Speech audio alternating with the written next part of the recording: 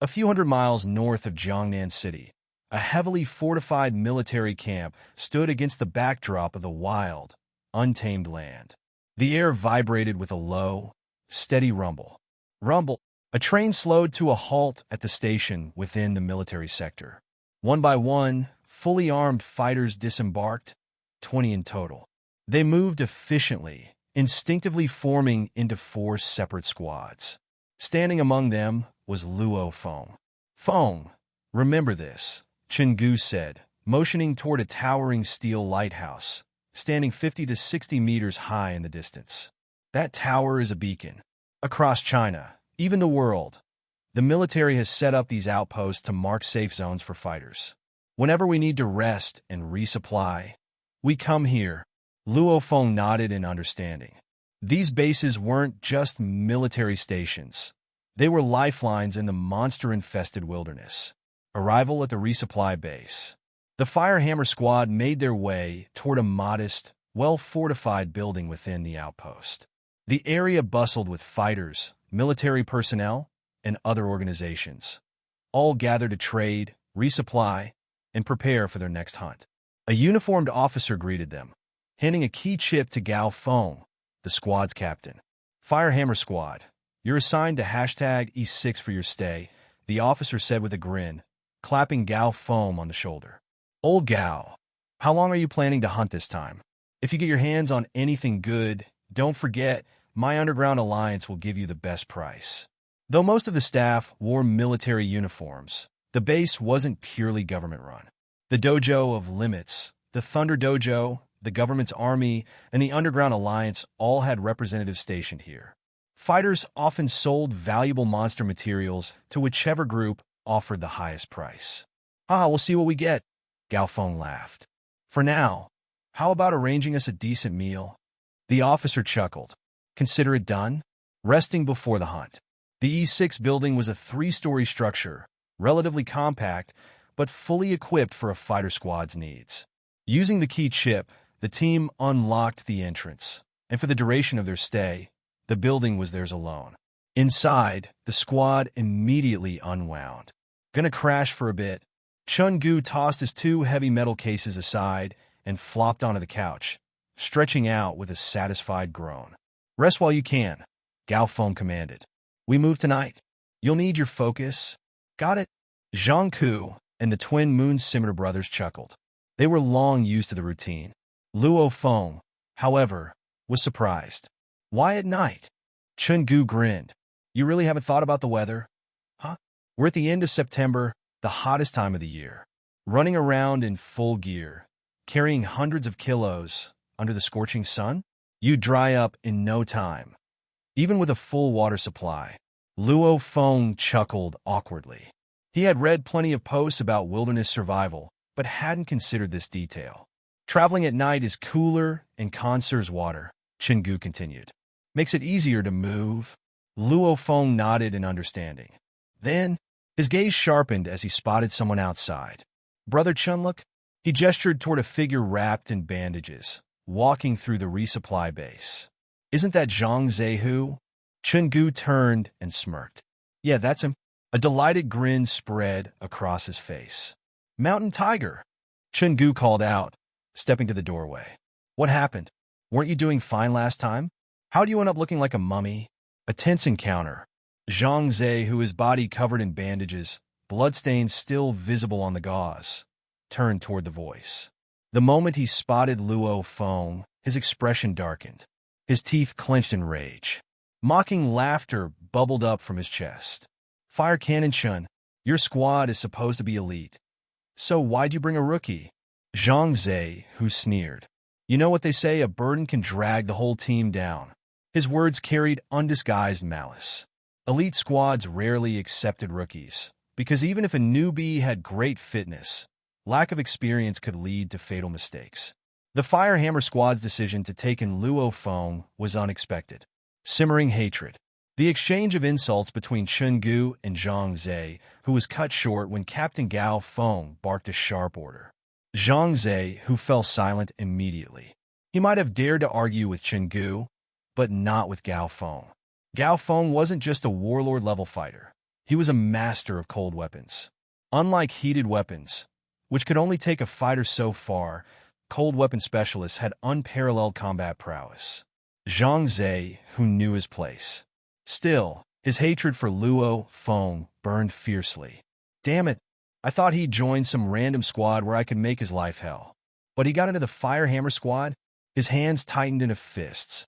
Beside him, a one-eyed middle-aged fighter noticed his anger and smirked. That's the kid who made you spend 100 million? Yeah, that's him, Zhang Zhe growled. He seethed as he recalled how Luo Feng's report to the security agency had sent his nephew, Zhang Haobai, into a panic. If he hadn't paid off the government with 100 million yuan, his nephew would have never been granted one-star civilian status. Even so, Zhang Haobai hadn't escaped punishment. He was still serving time in jail. The memory of his brother's frantic desperation and Zhang Haobai's horror as he was taken away only fueled his fury. He clenched his jaw. Luo Feng, I swear, you won't last in the wilderness. You'll either die or come back crippled. The one-eyed fighter chuckled. You really have it out for that kid. But you're not wrong. Rookies rarely make it through their first wilderness hunt unscathed. Zhang Zhe, who grinned darkly. Into the wild. Midnight. Fully armed and equipped for battle, the 6 members of the Firehammer squad left the resupply base, stepping into the unknown. Chungu, hand me one of your metal cases, Gao Feng ordered. Thanks, Captain. Chungu grinned, passing over one of his heavy metal boxes. I can carry them short-term, but for a long journey? Not happening. Gao Feng hoisted the box effortlessly onto his back. Meanwhile, Chungu opened his remaining case, revealing a gray machine gun with a sleek, metallic sheen. The box was filled with countless rows of ammunition, all neatly packed. Luo Feng's eyes gleamed with curiosity. Brother Chin, what kind of gun is that? This? Chungu grinned. Type M81, 12.7 millimeters caliber. Adjustable firing rate. 50 to 300 rounds per minute. Luo Feng nodded. Why not use a fire god cannon? You rookie. Chungu rolled his eyes. You think we want to carry 500 kilograms of bullets everywhere? Zhang Ke laughed. Fire god cannons eat up 7,000 rounds per minute. You'd run out of ammo in under 2 minutes. Luo Feng blinked. That makes sense. The squad moved silently, following a ruined highway littered with wreckage and dried bloodstains. Then, a monstrous growl echoed through the night. Luo Feng, Gao Feng called out. Up ahead. Your first battle. Luo Feng, don't get cocky. This isn't some domesticated beast bred in the military, Chungu warned, his voice heavy with concern. Luo Feng chuckled, knowing full well that Brother Chen was looking out for him. Among the Firehammer squad, he was closest to Chungu and Zhang Ku, both fellow Mingyue sector residents. As for Captain Gao Feng and the Wei Jiao brothers, they didn't trust him yet. Luo Feng understood that earning their respect wouldn't be easy. Good luck, Luo Feng, Zhang Ke suddenly said, his usual teasing tone replaced with rare encouragement. With your speed and reaction time, you're already at the level of an advanced fighter. Your strength is catching up too. That horned boar shouldn't be a problem for you. Luo Feng nodded. His first real battle. A chance to prove himself. With a swift motion, he unsheathed his ghost blade. His left hand gripped a shield. His right hand held the deadly curve of his blade. Captain Brother Chin, watch me take that horn. Luo Feng smirked and rushed forward. The squad watched in silence as he ran toward the beast. Captain, isn't this a bit too much for his first fight? Chungu frowned. A rank F hornboar is no joke. We should have started him on something weaker. Zhang Ku agreed. A rank G monster would have been better. But before Gao Feng could respond, the captain's right, Wei Tai spoke, his tone blunt. Luo Feng's fitness level is on par with that thing. He'll struggle, sure, but that's the only way to learn. Wei Qing nodded. If he's weak, he'll be a burden to us. And we don't carry burdens. The squad fell silent. Captain Gao Feng finally spoke. Enough. Watch first. Talk later. The clash. Luo Feng dashed across the ruined highway, weaving through wreckage and debris. His target, a massive horned boar standing like a beast forged from steel. Jet black fur bristled like iron spikes. Its curved horn gleamed under the evening sun, wickedly sharp like a sword's edge. "It's watching me." Luo Feng could feel the boar's murderous gaze settle on him. Then, boom! The horn boar charged. Like a high-speed tank, it smashed into a flipped Hummer, sending metal debris flying. Luo Feng leapt back just in time. Crash! The rusted vehicle crumpled under the beast's impact, rolling across the highway. Tires flew off, skidding across the cracked asphalt. Damn, that power! Luo Feng's heart pounded in exhilaration. Time to counterattack. Die, scum! He lunged forward, ghost blade flashing toward the boar's skull. But, xiao! A black shadow lashed toward his face. Luo Feng barely twisted his torso, dodging it by inches. The boar's tail, a steel whip of muscle and bone. So fast, Luo Feng gritted his teeth. Before he could react, puff! Puff! The horn bore sword at him, its blade-like horn aimed straight at his chest. "This thing is faster than I thought." Luo Feng raised his shield. Bam! The collision sent shockwaves through his arms. The sheer impact forced him backward, his boots skidding against the concrete. But he used the momentum to roll, dodging just before the boar could follow up. Thud! He landed behind a broken truck, using the wreckage as cover. The squad observes. From a distance, the Firehammer squad watched the fight unfold. Chun Gu chuckled. "Captain, those reflexes aren't bad, huh?" Gao Feng nodded in approval. "He's good," he admitted. "I expected him to struggle more. His movements are clean, his shield block was perfect, and he's keeping up. No injuries yet." Even the Wei Jia brothers seemed impressed. Jiang Ke smirked.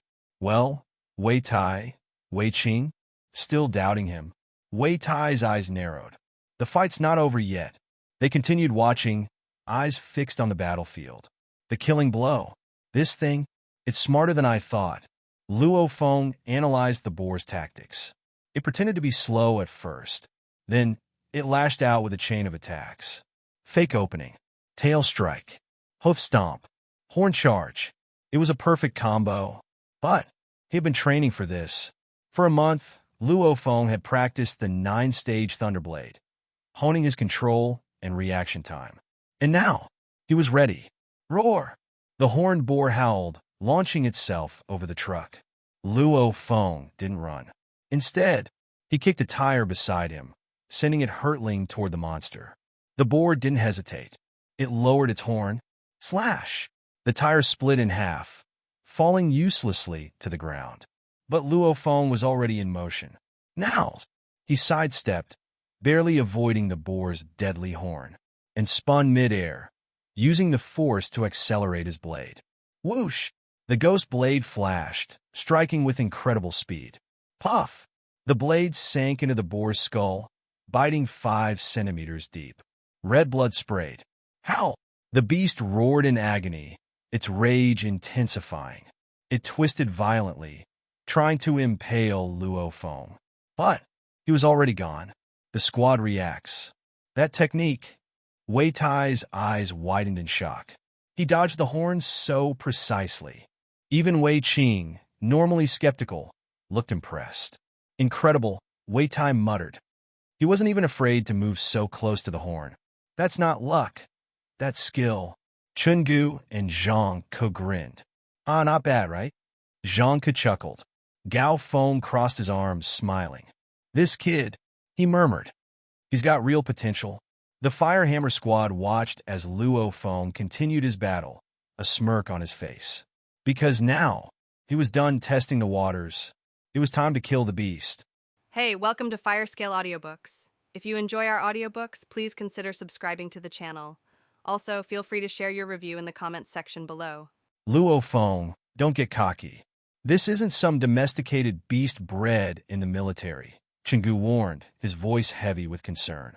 Luo Feng chuckled, knowing full well that Brother Chen was looking out for him. Among the Firehammer squad, he was closest to Chenggu and Jiang Ke, both fellow Mingyue sector residents. As for Captain Gao Feng and the Wei Jiao brothers, They didn't trust him yet. Luo Feng understood that earning their respect wouldn't be easy. "Good luck, Luo Feng," Jiang suddenly said, his usual teasing tone replaced with rare encouragement.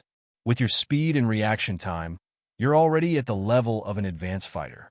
Your strength is catching up too. That horned boar shouldn't be a problem for you." Luo Feng nodded. His first real battle. A chance to prove himself.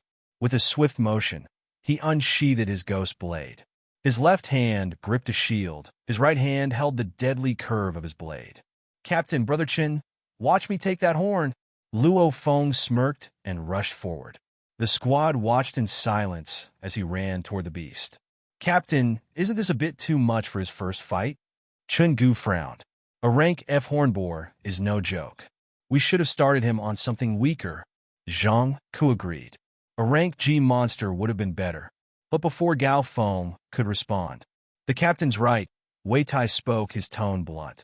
"Luo Feng's fitness level is on par with that thing. He'll struggle, sure, but that's the only way to learn."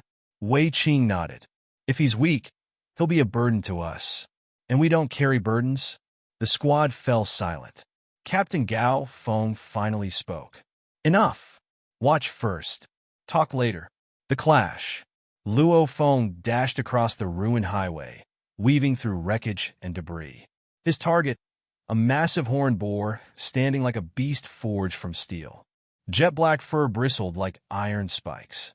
Its curved horn gleamed under the evening sun, wickedly sharp like a sword's edge. "It's watching me?" Luo Feng could feel the boar's murderous gaze settle on him. Then, boom! The horned boar charged. Like a high-speed tank, it smashed into a flipped Hummer, sending metal debris flying. Luo Feng leapt back just in time. Crash! The rusted vehicle crumpled under the beast's impact, rolling across the highway. Tires flew off, skidding across the cracked asphalt. "Damn, that power!" Luo Feng's heart pounded in exhilaration. Time to counterattack. "Die, scum!" He lunged forward, ghost blade flashing toward the boar's skull. But, xiao! A black shadow lashed toward his face. Luo Feng barely twisted his torso, dodging it by inches. The boar's tail, a steel whip of muscle and bone. So fast, Luo Feng gritted his teeth. Before he could react, puff, puff, the horn bore sword at him, its blade-like horn aimed straight at his chest. "This thing is faster than I thought." Luo Feng raised his shield. Bam! The collision sent shockwaves through his arms. The sheer impact forced him backward, his boots skidding against the concrete. But he used the momentum to roll, dodging just before the boar could follow up. Thud! He landed behind a broken truck, using the wreckage as cover. The squad observes. From a distance, the Firehammer squad watched the fight unfold. Chun Gu chuckled. "Captain, those reflexes aren't bad, huh?" Gao Feng nodded in approval. "He's good," he admitted. "I expected him to struggle more. His movements are clean, his shield block was perfect, and he's keeping up. No injuries yet." Even the Wei Jia brothers seemed impressed. Jiang smirked. "Well, Wei Tai, Wei Qing?" Still doubting him. Wei Tai's eyes narrowed. The fight's not over yet. They continued watching, eyes fixed on the battlefield. The killing blow. "This thing, it's smarter than I thought." Luo Feng analyzed the boar's tactics. It pretended to be slow at first. Then, it lashed out with a chain of attacks. Fake opening. Tail strike. Hoof stomp. Horn charge. It was a perfect combo. But he had been training for this. For a month, Luo Feng had practiced the 9-stage Thunderblade, honing his control and reaction time. And now, he was ready. Roar! The horned boar howled, launching itself over the truck. Luo Feng didn't run. Instead, he kicked a tire beside him, sending it hurtling toward the monster. The boar didn't hesitate. It lowered its horn. Slash! The tire split in half, falling uselessly to the ground. But Luo Feng was already in motion. Now! He sidestepped, barely avoiding the boar's deadly horn, and spun mid-air, using the force to accelerate his blade. Whoosh! The ghost blade flashed, striking with incredible speed. Puff! The blade sank into the boar's skull, biting 5 centimeters deep. Red blood sprayed. Howl! The beast roared in agony, its rage intensifying. It twisted violently, trying to impale Luo Feng. But he was already gone. The squad reacts. That technique.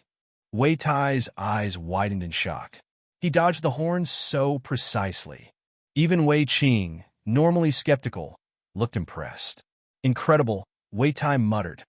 He wasn't even afraid to move so close to the horn. That's not luck. That's skill. Chungu and Jiang grinned. Ah, not bad, right? Jiang chuckled. Gao Feng crossed his arms, smiling.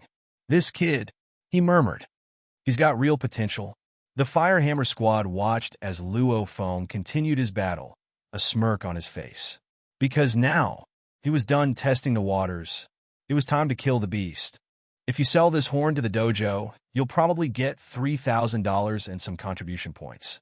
If you sell it to the Underground Alliance, you can probably get 5,000-inch laugh Chingu. Only the material on the body is worth money. An important material on a commander-level monster is worth a crazy amount of money. Luo Feng, with your performance just now, you barely pass, said the older sibling of the Wei Jiao brothers, Wei Tai, as he pouted. Brother Tai. Luo Feng looked over. Please guide me, Brother Tai. Your basics are good, but your efficiency is much too low, said Wei Tai coldly. Wait a bit and watch how I kill a F-level monster. What Luo Feng killed was a monster nearing the F level. After they departed, they quickly encountered a F-rank cat family ocelot monster. This ocelot had some stripes on it and was as tough as a bull. It was superior to the horned boar in flexibility and savageness by far. Watch me, said Wei Tai coldly. Whoosh! With the shield in his left hand and scimitar in his right, he charged straight towards the ocelot in a straight line. Brother Tai is in the advanced warrior class, so his body fitness level is similar to this F-level ocelot. Luo Feng watched carefully. He only observed that Wei Tai wasn't trying to dodge anything and just crashed into the ocelot. No, actually, right when the ocelot was about to crash into Wei Tai's body moved sideways and his shield crashed into the ocelot at an angle. Crashing at this angle knocked the ocelot off balance, causing it to stagger to the side. Piuchi. A sinister cold light made an arc against the shield. It flashed across the exposed throat of the ocelot due to it being knocked off balance. Soon after, fresh blood sprayed out like a fountain, and Wei Tai retreated quickly.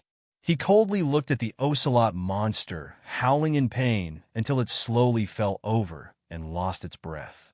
Wei Tai cut off the ocelot's tail and took out an almost transparent tendon. He put it in his bag and walked back. Did you see that? My technique wasn't better than yours, and my power didn't exceed yours. However, I was able to kill it in one hit. Wei Tai looked at Luo Feng. Luo Feng fell into shock. The battle just now was finished in a flash. But for his battle, he had to dodge so many attacks and attack the neck of the horned boar over and over again. It took him quite a bit of energy to kill it, and that horned boar was clearly weaker than this ocelot monster. Think about it deeply. Wei Tai didn't explain anything and let Luo Feng think about it himself. Luo Feng was completely shocked. Wei Tai's speed and technique weren't anything out of the ordinary, and yet he produced such amazing results. The best way to kill a monster is to aim for its weak points. The younger sibling of the Wei Jiao brothers, Wei Qing, said indifferently, usually for mammals, their weak points are their eyes, throat, and mouth. One stage below that would be their soft abdomen. One stage below that would be the neck you were slashing into. NOV. L. B / JNN. Luo Feng nodded. He knew this. But the monsters move so quickly, so stabbing their eyes is difficult. And for the horned boar and the ocelot who always lower their heads so much, hitting the throat is hard too. Even the abdomen is hard to hit, so attacking the neck was the simplest way. There won't be many chances to attack the monster's weak points. The monsters aren't stupid, they'll protect their weak points properly. However, if there aren't any chances, then you can make them. For example, my brother crashed into the ocelot at an angle with his shield, causing it to lose its balance. This made the ocelot expose its throat for a split second. He used his scimitar to slash it from the bottom of his shield and into the throat, which killed the ocelot in an instant. Wei Qing said coldly, "This was the last attack my brother did, and it was from the bottom of his shield, so the monster couldn't react at all." Luo Feng nodded. "Remember, learn how to use your strong points," said Wei Qing.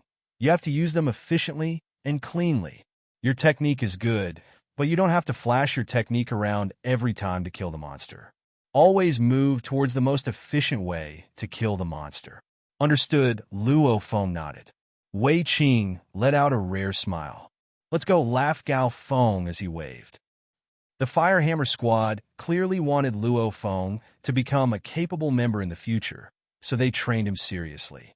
On the road, Wei Qing and Wei Tai took turns fighting the monsters that appeared, and sometimes let Luo Feng deal with them too. They taught him with words and techniques, and let Luo Feng get some real experience. Luo Feng's rate of improvement was also just as astonishing. Even the warlord-level Gao Feng fought a few times, guiding Luo Feng in the process.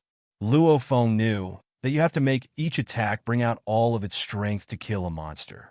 And when he was fighting the horned boar before, his beautiful dodges were, in fact, useless. Luo Feng's attacks slowly became more sharp, direct, and effective.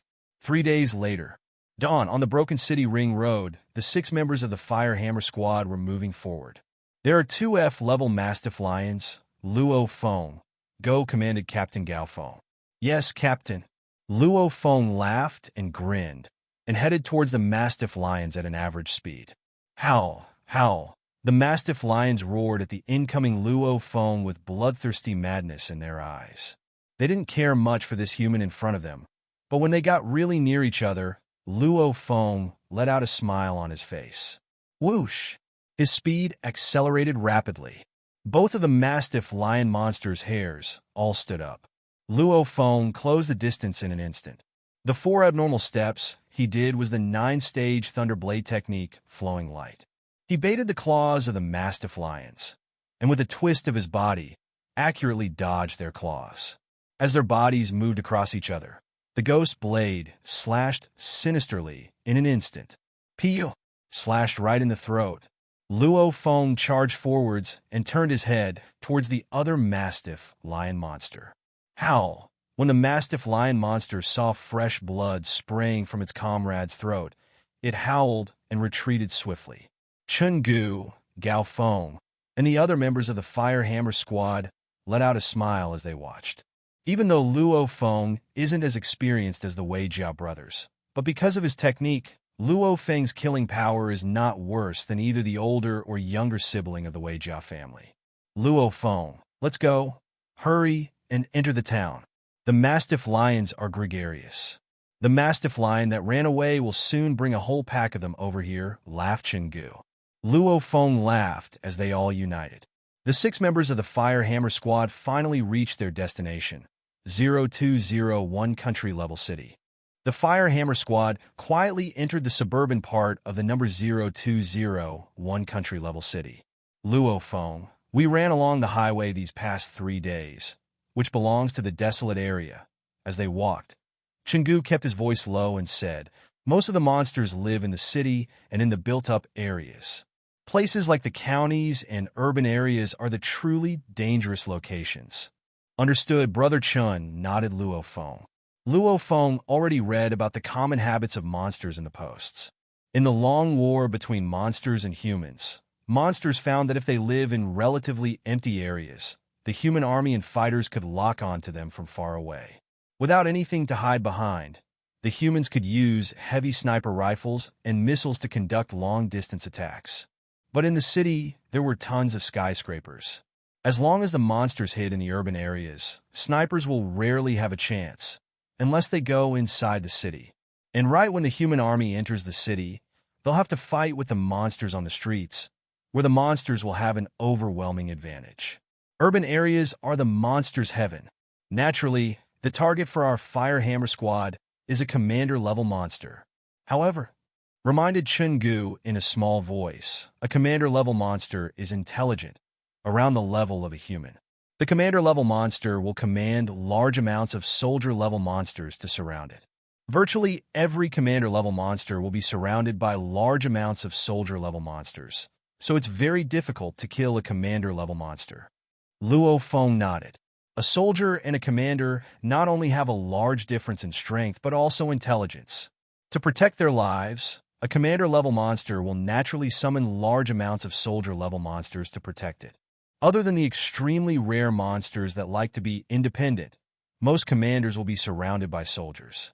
Everybody be careful. There's a steel-clad bull lair up ahead, said Gao Feng suddenly. The head of this steel-clad bull lair is probably a high-level commander, and there are large amounts of steel-clad bulls in this lair. Let's go around it. Chungu, don't shoot.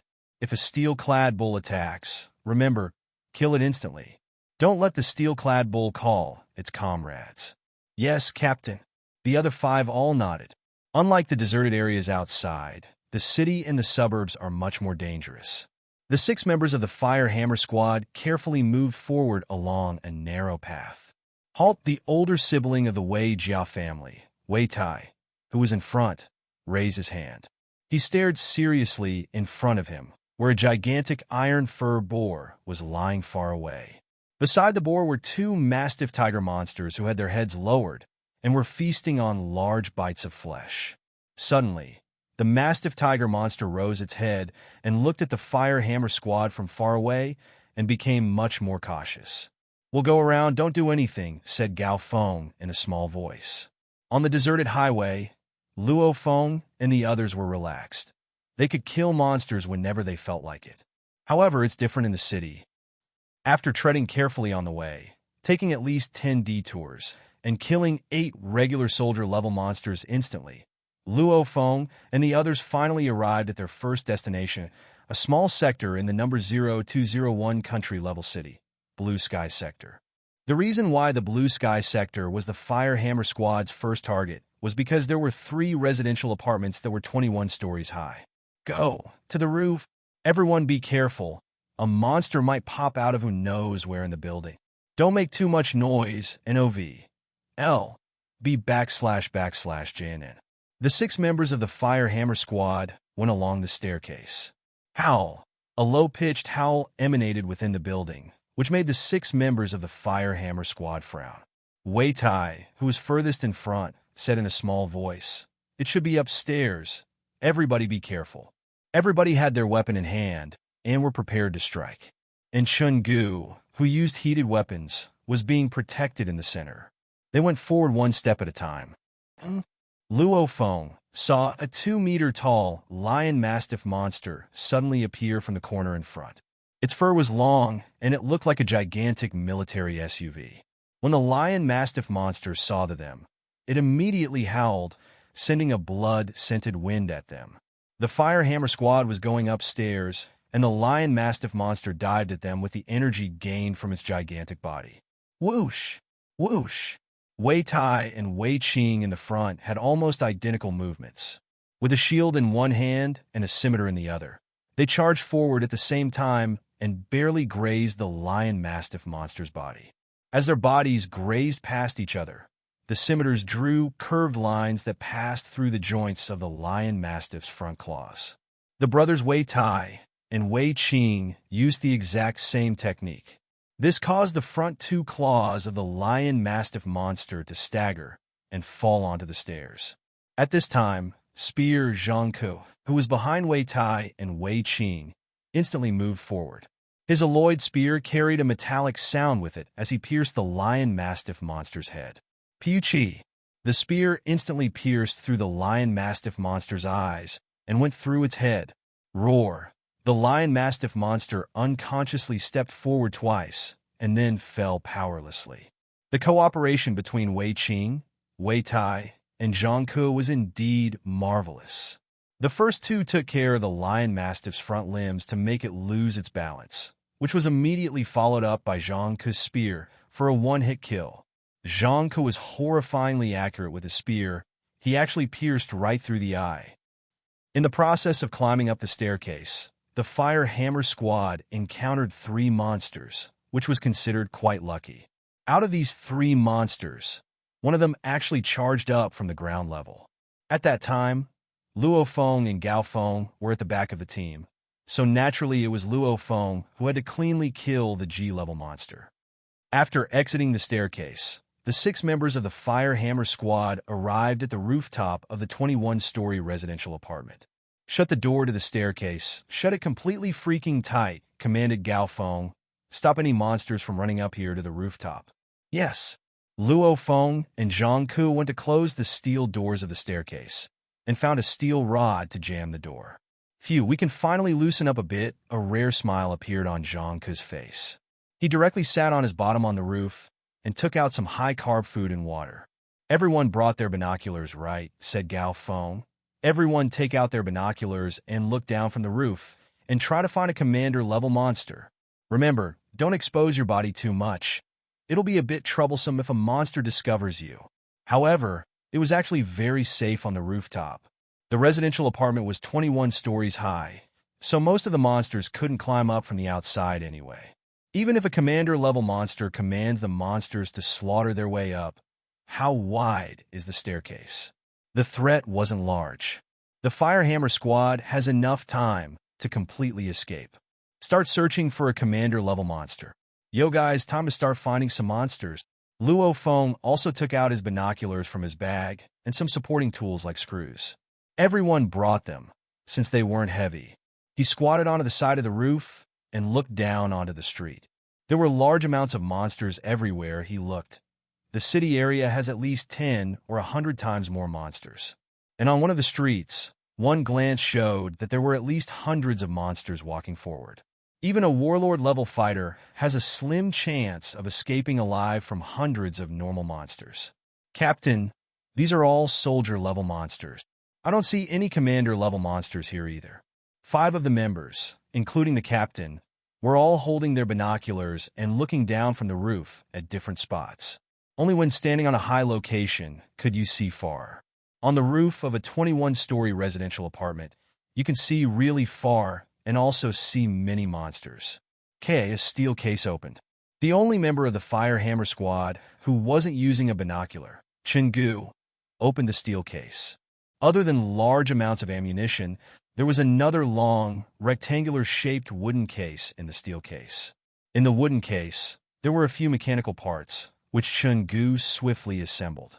A moment later, a silverish-gray, heavy sniper rifle that was nearly 2 meters long was assembled.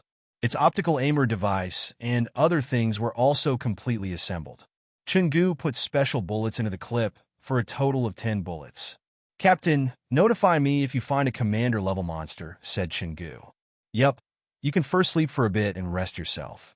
Leave the search for the commander-level monster to us," nodded Gao Feng, while at the same time commanding the others, "Guys, focus and don't miss anything." This was the easiest way to hunt for a commander-level monster in the city. Staying at a high location lets you see farther. This is 10 to 100 times faster than searching for a commander-level monster on the streets, and also much safer. Luo Feng, Jiang, the Wei Jiao brothers, and Gao Feng. The 5 of them held their binoculars and carefully looked below, while Gu narrowed his eyes and went to sleep while holding his heavy sniper rifle.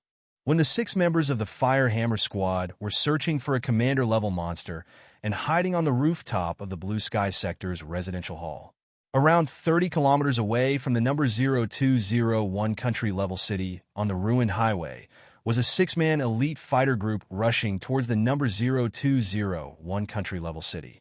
All 6 of them had a tiger-shaped medal on their left breast pocket of their battle uniform. This was the famous Tiger Fong Squad of Jiangnan City. There were 6 people in the Tiger Fong Squad. 2 of them used heated weapons, and the other for used cold weapons. 2 of the 4 that used cold weapons were warlord-level fighters, and the other 2 were advanced warrior-level fighters. And the 2 that used heated weapons were also warlord-level. Actually, as long as you have enough talent, experience, and time, it's quite easy to reach the warlord level using heated weapons, because they rely on their guns and bullets.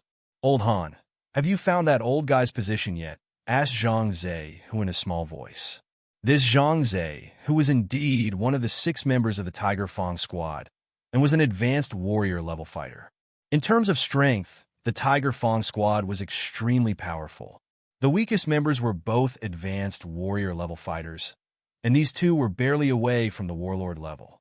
According to the signal flare I left on that old guy, it's probably 40 kilometers away from us.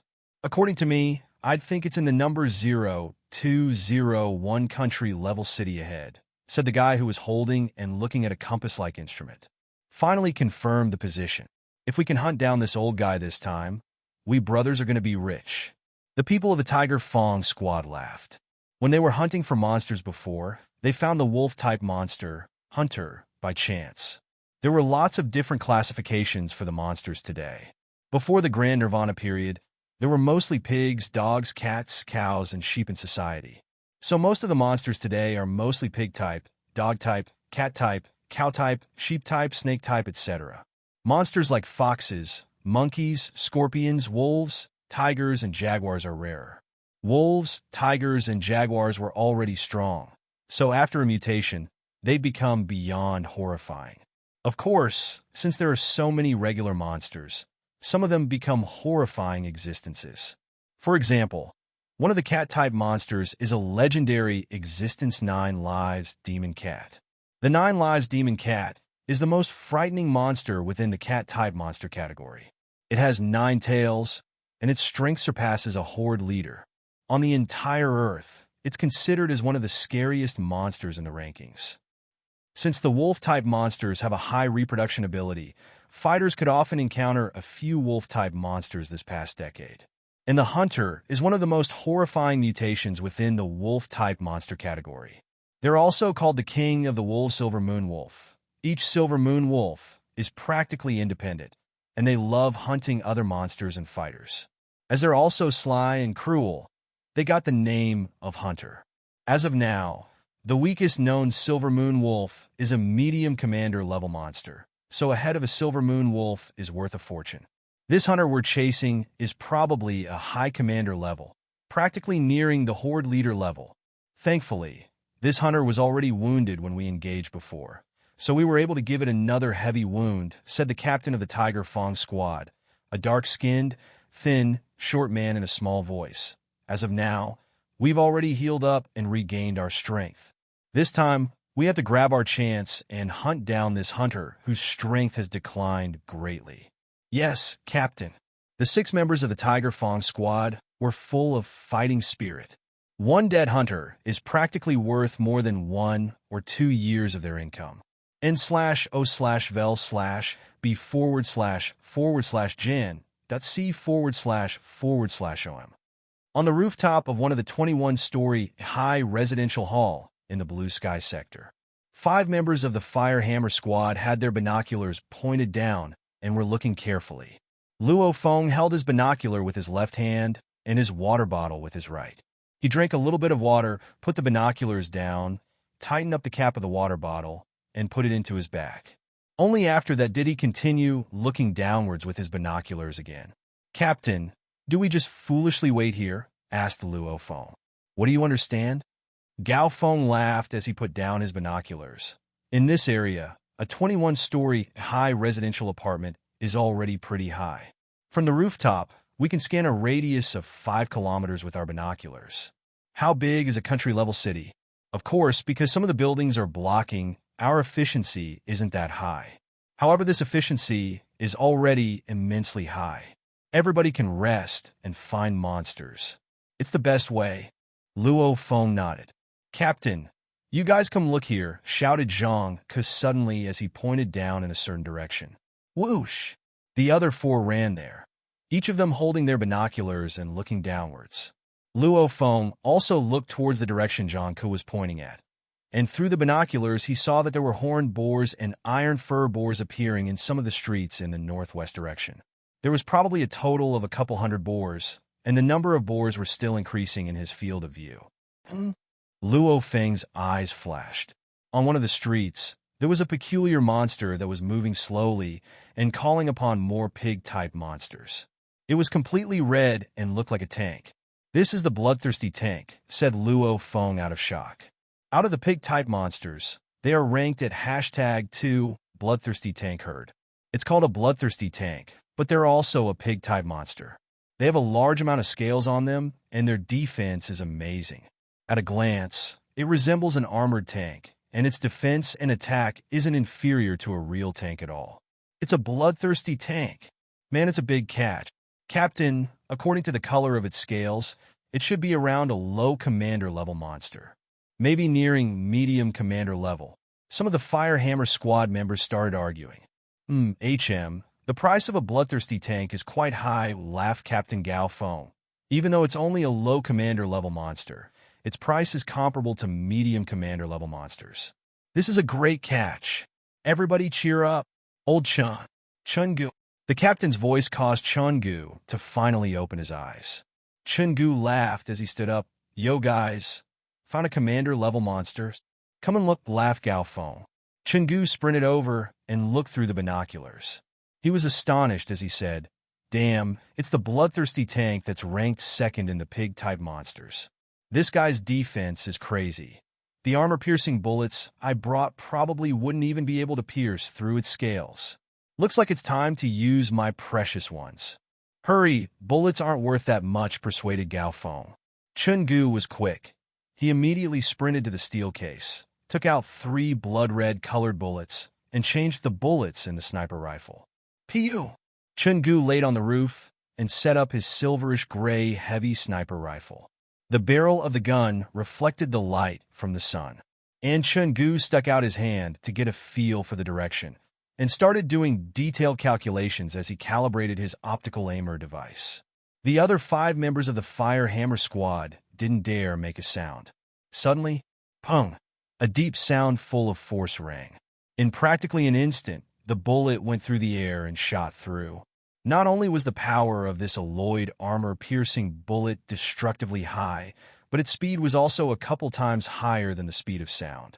Because it was faster than the speed of sound, the sonic boom it causes is behind the bullet, which means that the sound won't reach the monster until after it has been hit by the bullet.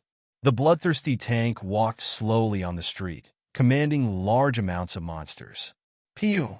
The scales between the back of the ear and the neck instantaneously combusted, dramatically blowing up a hole as the bullet forced its way through.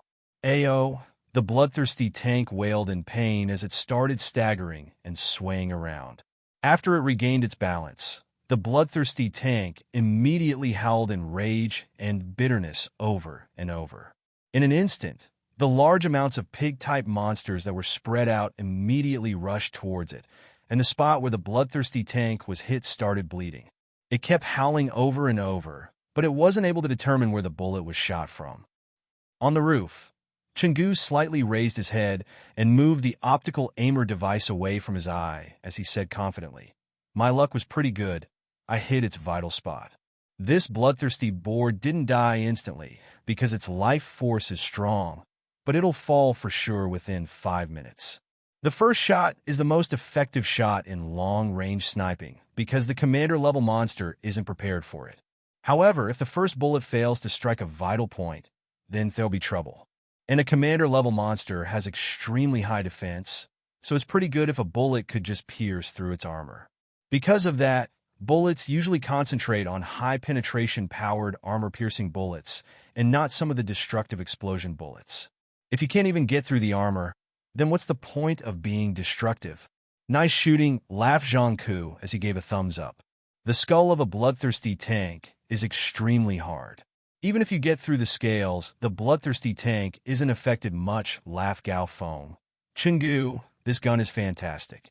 If Chun-Gu failed, then they would have to kill all of the monsters guarding the bloodthirsty tank, which is too difficult. Don't praise me too much, Chun-Gu laughed. Now you guys have to think of a way to get the corpse of that bloodthirsty tank. There are hundreds of monsters surrounding it, and if we're too slow, another fighter squad might steal our loot. Don't jinx it. There are probably at most 2 or 3 fighter squads in this country-level city. Gao Feng laughed. All right, guys, let's tidy up and depart to get the corpse down there. Jiang, go and carry one of Chun-Gu's steel cases, commanded Gao Feng. Yes, Captain. Spear Jiang headed towards Chun-Gu, where Chun-Gu was currently disassembling his heavy sniper rifle and putting it back into the wooden case. He put the wooden case and large amounts of ammunition into the steel case and handed it over to Jiang. After that, Chenggu opened the other steel case and took out a grim machine gun. He wrapped the bullet chains around himself and attached one of the ends to the machine gun. Luo Feng clicked his tongue after seeing such a sight and couldn't help but to be amazed. Heated weapons are usually only very effective against soldier-level monsters. For example, there was luck involved in the one-shot killing of the bloodthirsty tank. With such a large body and tough skull, even if the bloodthirsty tank gets hit by a bullet, it usually doesn't affect it at all. So, n/o/vel/b//gen.c//om. There are very few spots where you can kill it in one hit. Like the eyes, right below the skull cap, and behind the ears. You have to be extremely accurate when shooting. 1. You need skill, and 2nd, you need luck. If the bloodthirsty tank was just a bit more cautious, or even if it just changed its direction, the shot would have missed. Go down. After Gao Feng's command, Luo Feng and the others went down the staircase and quickly left the blue sky sector. 5 minutes later, Luo Feng and the others were in a small alley. Wei Tai, who was leading, sneakily made a peek outside and said as he turned his head, "Captain, the bloodthirsty tank is down and dead." Old Chen, damn nice, Gao Feng gave a thumbs up. Chenggu laughed. "However, Captain," continued Wei Tai, "there are at least a couple hundred monsters surrounding the body of the bloodthirsty tank. It's going to be troublesome to retrieve the bloodthirsty tank's corpse. This is the annoying part of killing a commander-level monster with far-ranged attacks. Even if you succeed, retrieving the valuable materials from the corpse is also very dangerous. However, it's much safer than killing the commander-level monster in the herd of monsters. Same rules. Wei Tai and Wei Qing will distract the herd. When they're confused, we'll go," commanded Gao Feng, and he turned his head towards Luo Feng. Luo Feng took a deep breath at this time. Charging at a couple hundred monsters in a herd is indeed the most dangerous situation he's been in so far with the Firehammer squad. Of course, according to the posts he read, these kinds of situations are one of the easier situations that fighter squads have to deal with. There are situations that are tens to hundreds of times more dangerous than this. Luo Feng, you wait next to Chenggu. Your mission is to protect Chenggu and not allow any monster to attack him, commanded Gao Feng.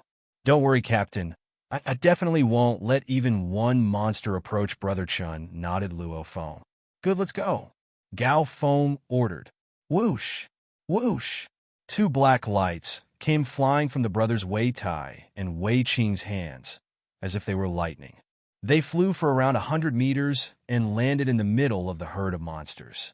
These 2 black lights were actually 2 ellipse-shaped black balls. These ellipse-shaped black balls also had a red timer signal on them.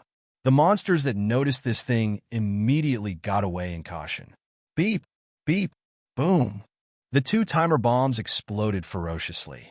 Flying fragments followed the powerful explosion, causing the 2 monsters beside them to fall with blood all over their bodies. At the same time, the bombs released large amounts of smokescreen, which quickly spread around in every direction. In terms of power, these 2 timer bombs only killed 1 monster by luck and harmed 5 or 6 of them. Most of the monsters were just affected by the smokescreen. Charge, commanded Gao Feng. Whoosh! Whoosh! Whoosh! Luo Feng also exploded all the strength in his body, with a shield in one hand and his ghost blade in the other. He sprinted quickly and followed Chenggu. The speed of all 6 members of the Firehammer squad was astonishing. They were around 150 meters away from the commander-level monster's corpse in the herd, and they got there in 4 or 5 seconds. And this was with a decreased speed from running into the middle of the herd. Captain Gao Feng moved like lightning and charged forwards. He was holding one of his heavy hammers in one of his hands and started swinging it, and only the 2 sounds pung, pung were heard. 2 of the soldier-level monsters' heads immediately exploded after getting smashed. One side were the medium soldier-level monsters, and the other was the beginner-level warlord fighter whose strength neared an intermediate-level warlord fighter. The difference in strength was too big. He was holding his heavy hammer in one hand, but a dagger in the other. In almost an instant, he was next to the corpse of the bloodthirsty tank, and he rapidly stuck his dagger into the hole made by the bullet behind the bloodthirsty tank's ear. While Gao Feng was dissecting this corpse and getting the materials, the other 5 members of the Fire Hammer Squad were in danger. "Hurry, Luo Feng. Protect old Chen well," said Zhang Ku as he waved his spear. The brothers Wei Qing and Wei Tai were protecting Gao Feng. With the bloodthirsty tank's defense, if it was Wei Tai or Luo Feng dissecting it, a large amount of time would be needed. However, with Gao Feng's astonishing strength, half a minute is enough time. Howl! Roar!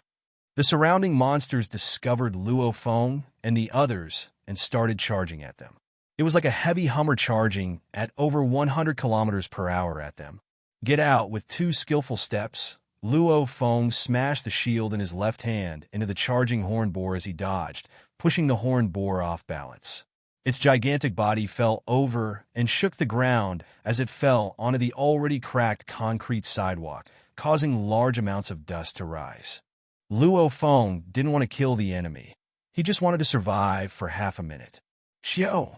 Xiao! Zhang Ke waved his spear, killing 2 soldier-level monsters and beating down 3 of them. After that, those 3 enraged monsters howled and surrounded Zhang Ke as they charged at him. Zhang Ke didn't have a shield.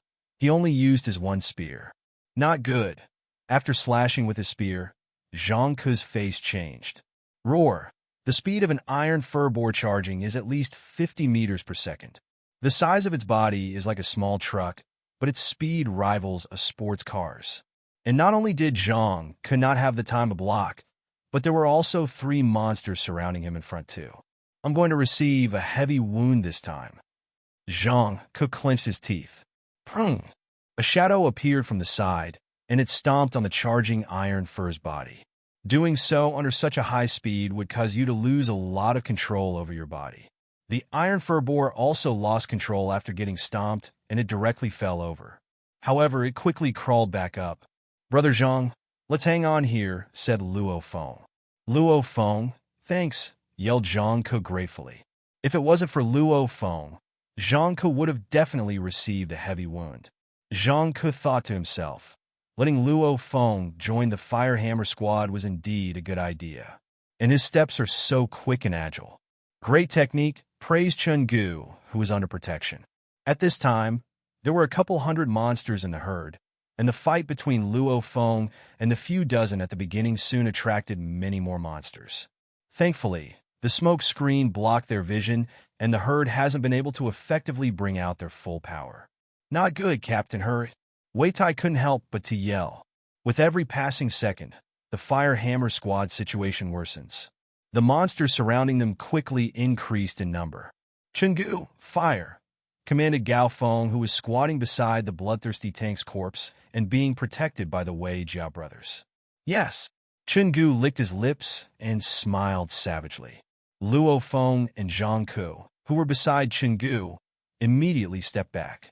As Chen Gu pressed the trigger, tu, a stream of light sprayed out of the muzzle like crazy. Each and every bullet was an expensive armor-piercing bullet that Chen Gu bought. They're even a bit threatening to a commander-level monster. Howl! In an instant, large amounts of monsters started howling in pain as the crazily shot armor-piercing bullets started entering their bodies. These monsters were strong in vitality, so they usually don't die even after being shot. Only firing at their heads can you kill them in one shot. These armor-piercing bullets won't go through a commander-level monster's skull, but they usually have no problem with soldier-level monsters. Pong! One of the monster's cerebrospinal liquid flew out. Peel! One of the monsters that fell had another hole in its body. Die, as if Chen Gu was going mad. Kaluo alloyed armor-piercing bullets continuously streamed from the gun's muzzle. The bullets virtually suppressed a whole side of the herd. Luo Feng and Zhang Ke were stopping the other side of the monsters from attacking Chen Gu. As the gun fired, the monsters in the smokescreen were able to quickly determine the correct direction and charge madly. When fighting a herd, Chen Gu's skill with a machine gun makes one fighter equal around 10 fighters. However, as the machine gun fires, it attracts the attention of other monsters. "Okay, let's go." Chen Gu, who finished harvesting the material, commanded in a low voice. which made Luo Feng and the others sigh in relief. Whoosh! Whoosh! The 6 members of the Fire Hammer squad started escaping. Rumble! Hundreds of enraged monsters started chasing them. One running monster is enough to shake the concrete earth. Hundreds of them running together made it seem like an earthquake was going on. The entire street, and even the ruined homes and apartments beside them, started shaking. They even gave off a rumbling echo. Heard sure scary Luo Feng turned his head and looked back. The hundreds of monsters that were mad enough to almost go crazy were practically flying at them, so it was quite a startling scene. Over here, the Fire Hammer squad immediately slipped into an alley. The alley was very narrow, so 2 monsters couldn't walk side by side at the same time. They could only enter one by one. Taking advantage of this, the Fire Hammer squad kept slipping into small alleys in the built-up areas. They soon shook off the entire herd of monsters. Half an hour later, Luo Feng and the others quietly came to a roof of a hotel that was 18 stories high. Everybody did a great job this time, laughed Captain Gao Feng. Chenggu, that shot was brilliant. Luo Feng, you were great too. You saved Jiang Ke. Yup, this bloodthirsty tank is a medium commander level monster, and it's one of the hardest medium commander level monsters to hunt. We sure made a bit of cash this time. I wouldn't have thought that we'd make this much on our first day. We sure got a ton right when we started. I estimate that as this month goes on, our income won't be small at all. Luo Feng, Chenggu, and the others all started laughing one by one. Luo Feng looked at his tactical communications watch and was startled. A phone call? Even if someone calls, this tactical communications watch won't distract the fighter. The fighter has to look at the watch himself to find out if someone called him. It's from home, laughed Luo Feng, and he gave a voice command. Call back. Beep, beep, beep, beep. The tactical communications watch called Luo Feng's home. Yo, bro. Luo Feng couldn't help but to laugh after hearing the sound that came from the tactical communications watch. Luo Hua, weren't you heating things up with that young lady? How come you have the time to call me? On the balcony, Chenggu, Jiang Ke, and the others came one by one and started laughing. Even if I have a wife, I can't forget my older brother, laughed the younger brother in the tactical communications watch. Oh yeah, bro. I called to tell you something. Nan officially agreed to be my girlfriend. Isn't your brother great? The younger brother laughed joyfully. How long has it been? He hasn't been this happy before. The power of love is indeed great. Luo Feng thought to himself, he's been crippled for so long, so he has a lot of psychological pressure to deal with. For him to be so happy after getting a girlfriend. Luo Feng was happy for his brother and immediately laughed. You still gotta work hard and get that certificate. Bro, we can't rush this. We gotta go step by step, laughed Luo Hua. Oh yeah, what about mom and dad? Asked Luo Feng. They went grocery shopping, answered Luo Hua. Luo Feng nodded. Mom can finally go grocery shopping in the afternoon, and dad can finally relax and spend time with mom in the market. I'm fine, bro. Be careful while you're out of the city, said Luo Hua out of concern. No worries. After the call ended, Luo Feng had a smile all over his face. All right, since Luo Feng is done with his phone call, everyone come here for a sec, said Gao Feng. In a moment, Luo Feng and the others walked over. Today, we just entered the city and produced great results. As always, we'll divide the spoils based on everyone's contribution in the battle. After we finish hunting and return to base to resupply, we'll do the dividing. Suddenly, Gao Feng's expression became very serious. However, let me give a reminder that everybody must be extremely cautious. This is an area with a high amount of buildings, where all the monsters' nests are. There will be a huge amount of commander-level monsters in the entire city. So don't let your guards down, or else it'll be troublesome if any of you get into a dangerous situation. Many fighters died last year. Yes, Chenggu, Jiang Ke, the Wei Jiao brothers, and Luo Feng all nodded seriously. Luo Feng also knew that joining the army was the safest. The mortality rate of a fighter like him barging into the wilderness was extremely high. Everybody used up quite a bit of energy in the slaughter just now. We were also rushing through the night, so everybody rest now. After 4 p.m., we'll move out, decided Gao Feng. Yes, phew. Time to rest? The 6 members of the Fire Hammer Squad either leaned against something or laid down to rest. While the Fire Hammer Squad was well hidden and resting on the rooftop of the hotel, the Tiger Fong Squad already entered the number 0201 country-level city. The 6 of them were carefully moving throughout the alleys of the ruined city. Some of the alleys' walls were collapsed, and some even had corpses of monsters in them. "Halt!" The skinny captain rose his hand, and everyone else stopped. The captain of the Tiger Fong Squad said in a small voice, "Everyone listen up. We only have one target this time, the already injured Silver Moon Wolf. So while we're here in the city, make sure you don't mess with any of the other monsters. If you can hide, hide. If you can run, run. Try not to fight them, and it'll be troublesome if you get injured." The other 5 members nodded seriously. This is a high-level commander level Silver Moon Wolf. The amount of money you could make is even greater than hunting dozens of low-level commander-level monsters. Also, once we catch up to the Silver Moon Wolf, this Silver Moon Wolf is extremely wounded, so we only need to hit it 2 or 3 more times to kill it. So never try to fight it head-on. Let me remind you guys again, do not try to fight it head-on and drag it out. If we really start fighting this Silver Moon Wolf with everything, at least 1 or 2 of us will lose our lives. Everyone nodded their heads with serious expressions on their faces. A high-level commander-level monster, and the king of the wolves, Silver Moon Wolf. Even when injured, if it stakes its life for revenge, it's possible that most of the Tiger Fong Squad will get killed. We just have to keep injuring it and let it bleed, torture it to death. Laughed the captain of the Tiger Fong Squad with confidence. A country-level area like this is a very low chance of attracting a War God fighter squad. There are probably just a few teams in this city, and with a team like ours, we should be the strongest ones in the city. So we don't need to worry about someone stealing it away. Usually, stronger warlord-level fighter teams are more active in the urban-level areas. There's more of a challenge, and there are more independent commander-level monsters. For example, there's a reason why the Fire Hammer Squad came to this country-level area, and that's because Luo Feng is a rookie. Otherwise, the Fire Hammer Squad would also enter an urban-level area and not a country-level area. "Captain, if there actually is a fighter squad that actually tries to steal," said the one-eyed middle-aged man as he wrinkled his eyebrows. "Relax," Jiang Zhe, who laughed on the side. "Even we don't dare to stick too close to that hunter. And most of the fighter squads in this city are warrior level. One warlord-level fighter squad would already be pretty good. And if they try to fight the Silver Moon Wolf, they'll probably get torn to pieces immediately by the Silver Moon Wolf." "Yup."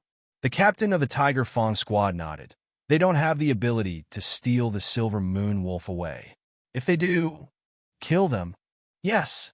The other 5 nodded. "Let's go." The captain of the Tiger Fong Squad waved his hand, and the 6 of them swiftly moved forward silently. The wilderness isn't like a headquarters. Headquarters are cities controlled by humans, where there's law, where there's a government. But in the wilderness, monsters rule the area. Here, dark, chaotic, and bloody cases are everywhere. For a prize corpse of a monster, there are many cases where fighter squads have killed each other over it. Of course, most of the time, it's a stronger fighter squad stealing from a weaker fighter squad. Many fighters in the wilderness die to monsters. However, quite a few fighters die to other fighters too. Midnight. The 6 members of the Fire Hammer Squad ate a lot and were well rested, and all of them looked through their binoculars and had them pointing downwards. "We already saw 2 commander-level monsters in 2 hours, said Wei Tai helplessly. "Sadly, each of them have a gigantic amount of soldier-level monsters surrounding them. Looks like the urban areas are still better. Even though there are many commander-level monsters, and sometimes even a horde leader-level monster there. Most of the regular soldier-level monsters are all focused around the horde leader-level monsters and the powerful commander-level monsters. Many of the commander-level monsters are independent. Before, Chenggu had fired 2 shots from his sniper rifle. However, they didn't get so lucky this time. These 2 shots were fired at the 2 commander-level monsters. One of them barely had any effect at all, and while the other one was heavily wounded, it didn't die. Most importantly, they have tons of soldier-level monsters protecting them. That's the bad point of a country-level city. Even a regular commander-level monster has a huge amount of monsters under its control, sighed Zhang Ke. However, country-level cities are safe. Gao Feng laughed. Out of the entire country-level city, there are only 1 or 2 high-level commander-level monsters. And all of them are surrounded by a gigantic amount of normal monsters, so we wouldn't even touch them. As for the regular monster hordes, with our squad strength, we can wipe them out if we really wanted to. We aren't afraid of suddenly getting surrounded by a few commander-level monsters. In the cities, there are many commander-level monsters, so it's easy to get surrounded by several of them. Luo Feng looked through his binoculars. This is a commander-level monster? Around 10 monsters appeared on the edge of the street, and all of them had spots. They gave off the feeling of a tiger, the ocelot race of the cat-type monsters. All of these ocelots had large bodies, and one of them even had 2 tails. 2 tails? Commander level? Said Luo Feng excitedly. In the ocelot race, 2 tails means a low-level commander, 3 tails means a medium-level commander, 5 tails low-level horde leader, 7 tails high-level horde leader, 8 tails already surpassing the horde leader level and is one of the strongest existences in the ocelot race. And out of all the cat-type animals, 9 tails is the 9 lives demon cat, 9 lives cat king, which is one of the most horrifying monsters on Earth. Captain, look, a commander-level ocelot, yelled Luo Feng. Ocelot! In a moment, the other 5 rushed over and looked for it with their binoculars. It's really an ocelot. Looks like the fact that ocelots don't like large groups isn't just a rumor. There are only 16 regular soldier-level monsters surrounding the commander-level ocelot, laughed Gao Feng. Guys, get ready for action. Only 16 regular monsters. I can handle them alone, laughed Chenggu, so all the other members were relaxed. Let's go. N/O/vel/b//jat/c//om. Under Gao Feng's command, Luo Feng and the others left the rooftop one by one. This time, they didn't fire in advance. For if they failed to kill the ocelot, it might run away. For a commander-level monster, to only have around a dozen monsters with it is very rare in a small country-level city. Luo Feng followed the 5 veteran members of the Fire Hammer Squad as they quietly went over the wall and into a residential home on the side of the street. The walls of this residential home were mostly collapsed. The corners of the walls that were left had moss growing all over them, and the concrete walkway has been covered with weeds ages ago. The fat sheep is ahead. Wei Tai went through a gap in the collapsed wall and looked around on the street outside. We're pretty lucky. This ocelot is searching for prey with its underlings in a relaxed manner. Luo Feng also looked outside through the gap in the collapsed wall. Around 50 meters away, the commander-level ocelot was leading its group of ocelots on the street. Remember, guys? Gao Feng said in a small voice. First, your mission is to kill those regular ocelots. As for the commander-level ocelot, just stay away from it and try not to get hit. Just leave it to me. If it's one low-level commander-level ocelot, I can handle it alone. Next, Chenggu, don't fire your machine gun.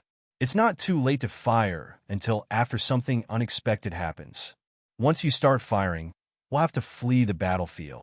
Understood? Luo Feng and the others nodded seriously. Gunshots attract monsters easily. If you're on the rooftop of a high building, then the monsters can't pinpoint your position with just their ears. However, shooting on the ground exposes your position easily. Soon after, large amounts of monsters will be attracted and will surround and attack. As time goes on, more and more monsters will keep getting attracted. Last time, when they were trying to retrieve the corpse of the bloodthirsty tank, everyone started running for their lives once Chenggu started firing. All right, this time we're going to make this quick. Let's go. Gao Feng waved his hand. Whoosh, whoosh, whoosh. 6 shadows flew out at practically the same time, and even Chenggu had a machine gun in his left hand and a short dagger in his right. 6 people, as if 6 blurred images, all charged at the group of ocelots. Roar! The hairs of the 2-tailed ocelot, head of the ocelot group, all stood up, and it immediately roared out of anger. The 16 surrounding ocelots also started to give out an enraged roar one by one. These roars kept echoing between the 2 sides of the streets, and the sound shook the sky. Each of the strong, Burly ocelots crazily charged at the humans in front of their eyes. Kill! Scum die! Luo Feng watched the ocelot fly towards him like lightning and stepped a meter away to the side. The ghost blade in his hand used this position to draw a cold light that went straight for the throat of the ocelot. The charging ocelot growled in a low voice and lowered its head to use its chin to block Luo Feng's attack. Chi! The ghost blade cut the fur of the ocelot's chin and even cut half a cm into the jawbone. This ocelot reacts quickly, much faster than the lion-mastiff monsters. When Luo Feng landed, a blood-scented wind came as another ocelot's mouth was already wide open and ready to bite Luo Feng. Luo Feng first stepped back for some more space, and then directly used his shield to block and his blade to stab. N/O/vel/B//Jin.C//om. The ghost blade delicately slid across the shield and stabbed through the charging ocelot's chin in an instant. Luo Feng ferociously pulled his blade out and stepped back. Pooh! Fresh blood sprayed wildly, and the large ocelot fell to the ground. It swayed 3 times and then fell down to the cracked concrete floor with a howl. Watch out! A huge voice suddenly shouted. Quang! The nearby brothers Wei Tai and Wei Qing were suddenly hit and thrown into the air. Wei Tai's entire body smashed against one of the walls on the street, and, with a boom, the poorly maintained wall instantly shattered. Wei Tai fell down and spit out a mouthful of fresh blood. Roar! The twin-tailed cat that instantly smashed into the brothers Wei Tai and Wei Qing was in front of Luo Feng at almost the same time.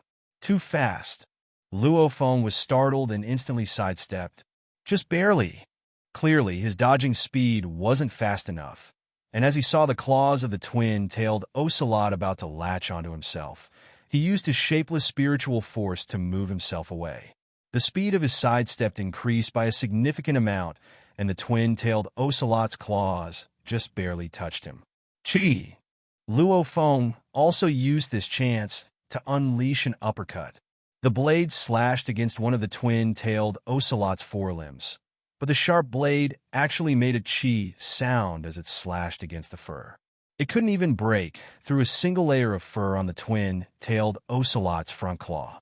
The speed and defense of a commander-level monster is just too horrifying, said Luo Feng out of shock. Poochie! The twin-tailed ocelot landed on the ground, and its sharp claws caused the concrete floor to crack open. Scum! Gao Feng, whose carelessness led to his comrades' injuries, rushed like lightning and ferociously rammed towards the twin-tailed ocelot with a hideous look on his face. The two gigantic, heavy hammers spun like a windmill as they smashed into the twin-tailed ocelot. The twin-tailed ocelot, completely unaffected by Luo Feng's blade, turned towards Gao Feng like a huge truck and rushed towards him. Pung pung! The hammers and the claws clashed. Both Gao Feng and the twin-tailed ocelot staggered, but Gao Feng used his left foot to charge at the twin-tailed ocelot again. Gao Feng gave the twin-tailed ocelot no chance to attack his comrades again, and the bones in one of the twin-tailed ocelot's limb were fractured by the heavy hammer, so it could only rely on 3 of its legs to stand. In their struggle, it seems that Gao Feng has the advantage. Rumble, the heavy hammers kept smashing. On the rooftop of a 6-story residential building around 500 meters away from this scene, the 6 members of the Tiger Fong squad were using their binoculars to look around. Captain, it seems that there are quite a bit of monsters around, so it'll be difficult to not agitate any monsters within a 10-mile radius of the location of the hunter, said the one-eyed middle-aged man as he frowned. The skinny captain of the Tiger Fong squad also frowned. Suddenly, his gaze landed upon the Fire Hammer squad that was battling the ocelot monsters far away. It's the Fire Hammer squad, said the captain of the Tiger Fong squad as he raised his eyebrows. They came to this country-level city too? The Fire Hammer squad probably did this because they brought that rookie Luo Feng, said the one-eyed middle-aged man. The guy with the twin hammers is clearly Gao Feng. Gao Feng sure is powerful. He's going at it with a low-level commander-level monster. I heard that his strength is already at the level of an intermediate warlord, but it's just that his speed is a bit lacking. Seems like they weren't just rumors. Carrying a gigantic machete on his back, Jiang, whose eyes flashed.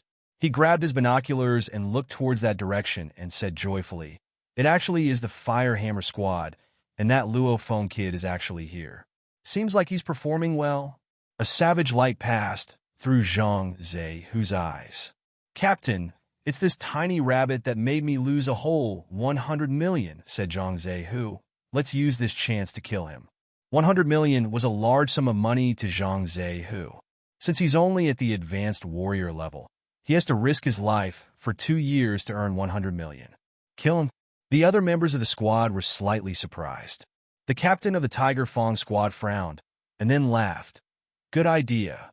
Xiao, Dong, you two use your snipers to deal with the most important members of the Firehammer squad, and then immediately fire at the 2 monster hordes near them.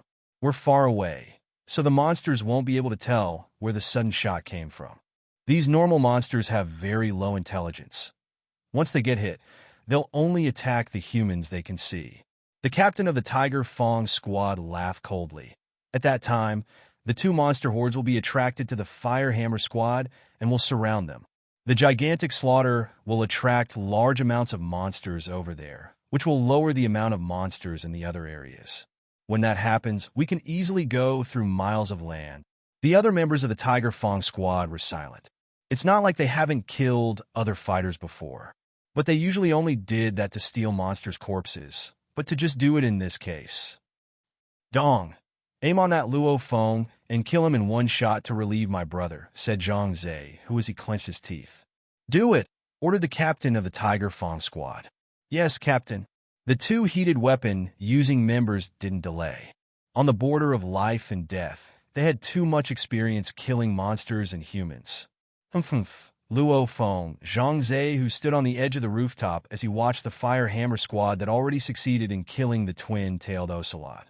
He let out a cold smile as he said, "You dare mess with my money, I'll take your life. Go regret it in hell." And the 2 sniper rifles were already set up. The 2 heated weapon-using members were in front of their sniper rifles, and they chose to use a special, powerful armor-piercing round. They started to aim and adjust for elevation, etc., and then they nodded to their captain, showing they're ready. "HU." The captain of the Tiger Fong squad waved his hand. The 2 members pressed the triggers simultaneously. Pung! Pung! The 2 low sounds rang, and the 2 bullets instantly split through the space and headed towards the Firehammer squad that was currently getting the material from the twin-tailed ocelot's corpse.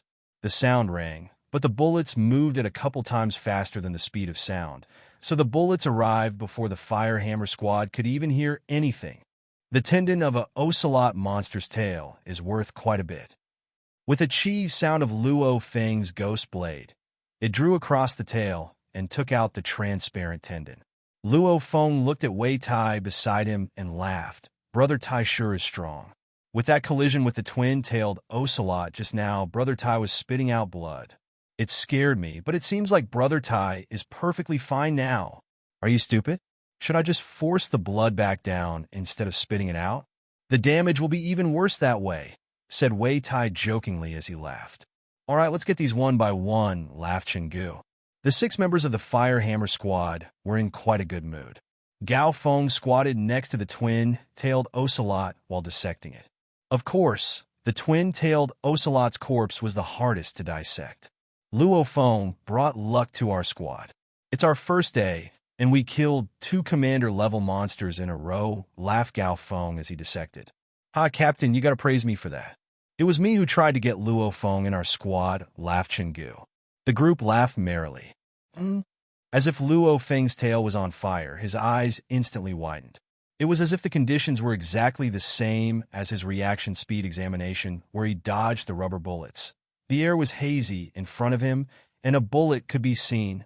The speed of the bullet was at least 10 times faster than the rubber bullets used in the reaction speed examination. Luo Feng didn't even have time to yell out a warning. Under immense stress, Luo Feng's body instantly started pumping out adrenaline, and his heart started beating at an alarming rate. All the hairs on his body stood up, and his mind was pushed to a limit never seen before. Even the spiritual force that was sleeping deep within him spread out across his entire body automatically. A life or death situation. Humans' innate survival instinct caused Luo Feng's body and spiritual force to instantly reach their limit. Pew! The armor-piercing bullet tore through the air and shot towards Luo Feng's brain. Luo Feng used the ghost blade that was dissecting the ocelot's tail to block the bullet. He pushed his body to its limit and used all of his power to swing his blade around. While his waist exerted its first force, it actually had time to exert a second force. Everything fell into place. Facing death, his body was able to naturally exert the second force while his concentration and body were at their limits. 9-stage Thunderblade first stage. It actually worked. The speed of the ghost blade instantly flew up. Accelerate. Luo Feng used his spiritual force on his ghost blade to make it move even faster. Decelerate. Without delay, the spiritual force was used on the armor-piercing bullet that was flying towards him at an extreme speed. The armor-piercing bullet was reduced to Mach 1 from Mach 4.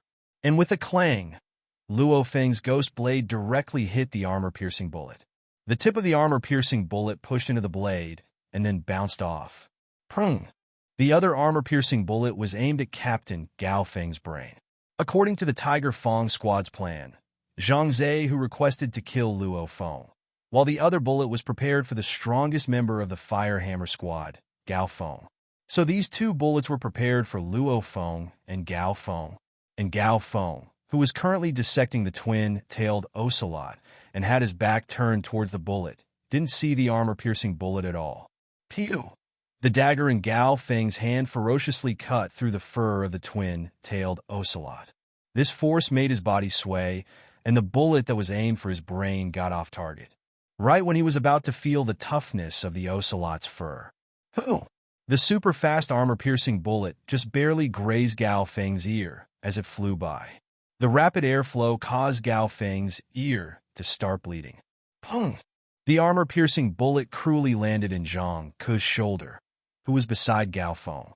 And the shot that is able to burst open a low-level commander-level monster's scales instantly shattered the bones and muscles in Jiang Ke's shoulder. With a boom, Jiang Ke's right shoulder directly flew up, and Piuchi, the blood started spraying out like a fountain. Ah! Jiang Ke cried out bitterly. A sniper rifle bullet. Gao Feng looked at Jiang Ke's broken shoulder, spraying out fresh blood. Some of the blood even sprayed onto Gao Feng, which caused Gao Feng's eyes to turn red.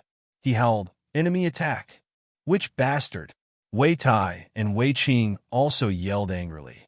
While they yelled out of rage, virtually all the members of the Fire Hammer squad started moving around quickly. There's no one who would dare to stand in the same location while being aimed at by a sniper. Gao Feng was only able to dodge the bullet because by chance his dagger made his body sway. Prung, prung, prung, prung. For more gunshots. That way. Gao Feng, Luo Feng, and the others all looked towards the gunshot source with red eyes. On the rooftop far away, the shadows swayed and disappeared. It's the Tiger Fong squad. Gao Feng clenched his teeth. Tiger Fong. Luo Feng wasn't able to see them at all. The distance was too great, and the Tiger Fong squad vanished instantly. Clearly, your eyesight would need to be amazing to see them clearly. A fighter's sight and hearing improves along with their body fitness level. Within the 6 members of the Fire Hammer squad, Captain Gao Feng's body fitness level neared intermediate level warlord. So only he was able to see them clearly. The Tiger Fong squad? The Tiger Fong squad that Zhang Zhe, who was in. Luo Feng couldn't help but to feel his rage come up. Of course, he checked before and discovered the news about Zhang Zhe, who being in the Tiger Fong squad. He actually wants to kill me. Ice cold. Luo Feng truly felt for himself that fighters don't live in harmony with each other. Jiang Ke, old Jiang. A couple of them went over, and Luo Feng rushed towards Jiang Ke's side too. Jiang Ke laid on the ground with a pale face. His right shoulder was completely shattered by the armor-piercing bullet, and his right arm was blown off a while ago. Even his battle uniform was ripped up. The power of this bullet was just too great. Jiang Ke's face was completely pale, while Chun Gu hurriedly tried to stop the blood. "It's me, Zhang Ku. You took this shot for me," said Gao Feng as he clutched his ear. Brother Zhang, Luo Feng's fists were both clenched and his eyes were crimson red. It was Brother Zhang and Brother Chun that brought him into the Firehammer squad. "Not good." Gao Feng's face changed completely. "Run now." The Tiger Fong squad shot out a total of 6 bullets just now. 2 of them were for Luo Feng and Gao Feng, while the other 4 were for the surrounding monsters. At this moment, the monsters were already starting to angrily howl, and everyone in the Firehammer squad immediately understood why the Tiger Fong squad shot those extra 4 bullets. So sinister. They want to kill all of us. Hurry and run. Wei Qing put Zhang Ku, who lost too much blood, on his back, and the group started sprinting. Rumble. A large amount of iron fur boars appeared on the street ahead. Each of the iron fur boars were gigantic, and a couple hundred of them were rushing towards the Firehammer squad. It seemed like an earthquake was going on when the boars were rushing together. All the faces of the members of the Firehammer squad lost their color. And right when they tried to change direction, another gigantic rumbling sound came from the other side. N/O/vel/b/gen.c//om. An even more alarming amount of monsters were rushing towards them. Not only were there horned boars in this horde, but also lion mastiff monsters. All of the monsters added up exceeded 1,000. Big trouble. All the members of the Firehammer squad were pale. "Get over the wall," commanded Gao Feng. Whoosh, whoosh, whoosh. The Firehammer squad speedily rushed over the broken wall. The 4 sniper rifle bullets enraged the monsters greatly. The monsters only knew that only humans could have such a horrifyingly sinister assassination weapon. When they saw the humans rush over the wall, all of them were practically united. Rumble. The horned boars lowered their heads and rammed into the wall. The wall that has been exposed to decades of wind and sun shattered instantly, and over 1,000 tightly packed monsters rushed over it.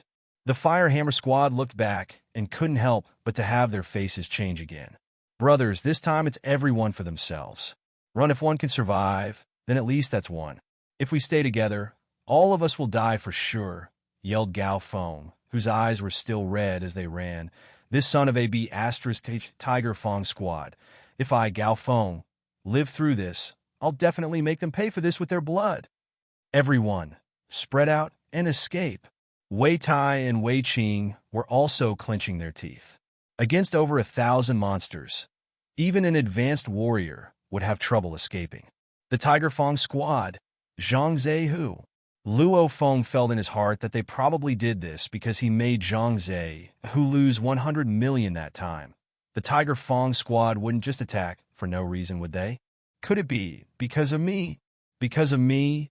Brother Zhang ended up like that? Guilt rushed out of Luo Feng's heart, but also his intent to kill. Zhang Zehu. Tiger Fong squad. Both of Luo Feng's eyes were crimson red. Captain Brother Chun, yelled Luo Feng. This yell caused Captain Gao Feng, the Wei Jiao brothers, and Chun Gu to look at Luo Feng in shock. Luo Feng clenched his teeth as he yelled, "Follow me. Everyone can escape alive." With a HU sound, all of the throwing knives on Luo Feng's thigh started hovering up and encircled Luo Feng one by one. Originally, they were basically guaranteed to die. Splitting up and running away was their last string of hope. However, Gao Feng, the Wei Jiao brothers, Chun Gu, and Zhang could now watch the 6 throwing knives hovering around Luo Feng's body. Each and every one of them were dumbfounded. Chun Gu even abruptly blinked twice to make sure he was seeing this right. These throwing knives were indeed floating, without being attached to anything. Spirit reader. Telekinesis. Luo Feng is a spirit reader? All of these thoughts appeared in the minds of Gao Feng and the others. All of them became flustered with their faces completely red. Gao Feng then shouted out, "Listen to Luo Feng, follow him." Rumble. The enraged horde of monsters came sprinting at them, causing the ruined concrete ground to split open. The rumbling caused the ruined buildings on the side to crumble. There's an old saying, 10,000 horses galloping star. However, Each and every one of these monsters are hundreds of times stronger and larger than a warhorse. 1,000 of them running is even scarier than 10,000 horses running. To the left, yelled Luo Feng. The other members of the Fire Hammer squad immediately followed Luo Feng, ferociously turning to the left. Wei Qing was still carrying Jiang, who had lost too much blood. Roar! Howl! The stench of the monsters slowly emanated.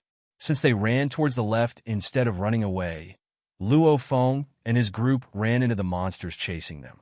Their stench was virtually stuck in their noses.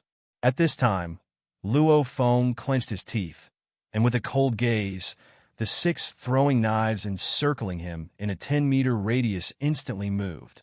Whoosh! Whoosh! Whoosh! The 6 throwing knives instantly caused a mirage. Pucci! A throwing knife directly went through the head of one of the lion mastiff monsters that was running at them. Some of its cerebrospinal fluid came out with the throwing knife. The throwing knives, under the control of spiritual force, continued to go through more and more monsters' skulls with amazing speed. 6 throwing knives.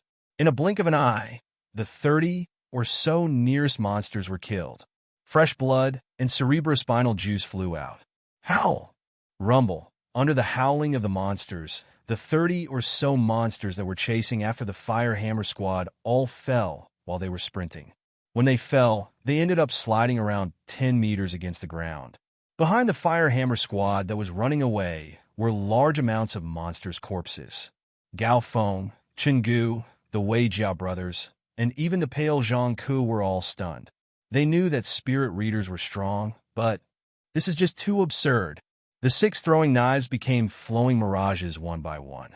The throwing knives go through the skull of any monster that enters a 20-meter radius within them. This precise control is also very frightening. I'm using up my spiritual force too quickly like this. Luo Feng was also shocked. Every time a throwing knife goes through a monster's head, he uses up quite a bit of energy. The skulls of these monsters are much harder than regular stones. Now that he killed around 50 monsters in one breath, a large amount of spiritual force was used up. Chen Gu, who was behind Luo Feng, yelled out of disbelief. Damn, this spirit reader is too insane. Even if there's 1,000 monsters, he could probably kill them all. Stop wasting your breath. In this kind of situation, more and more monsters get attracted as time goes on. Right now, there's around 1,000, but soon there'll be 5,000 monsters coming for us. After even more time, there could even be 10,000 monsters coming after us. There'll even be quite a bit of commander-level monsters in there too. How do you think the spirit reader will kill those? You think that a spirit reader doesn't need to expend spiritual force to kill monsters? Laughed Gao Feng as he snapped. The Fire Hammer squad actually had the mood to chat while being chased by a horde of monsters. One could imagine that Gao Feng, Chen Gu, and the others weren't under much pressure anymore, since all the monsters that approached were killed by the dancing throwing knives. Go over the wall, commanded Luo Feng. The sprinting Fire Hammer squad reached the wall in front, and each of them jumped over it one by one. Even though quite a bit of monsters died, the rest of the enraged monsters didn't fear death and kept charging. However, every monster that approached the territory of Luo Feng's throwing knives had their head pierced. Know that Luo Feng's current body fitness level barely reaches the borders of an advanced warrior level. Since spiritual force raises your level by 2 stages, then he currently barely reaches the intermediate warlord level with his spiritual force. Spirit readers are the most terrifying existences within fighters.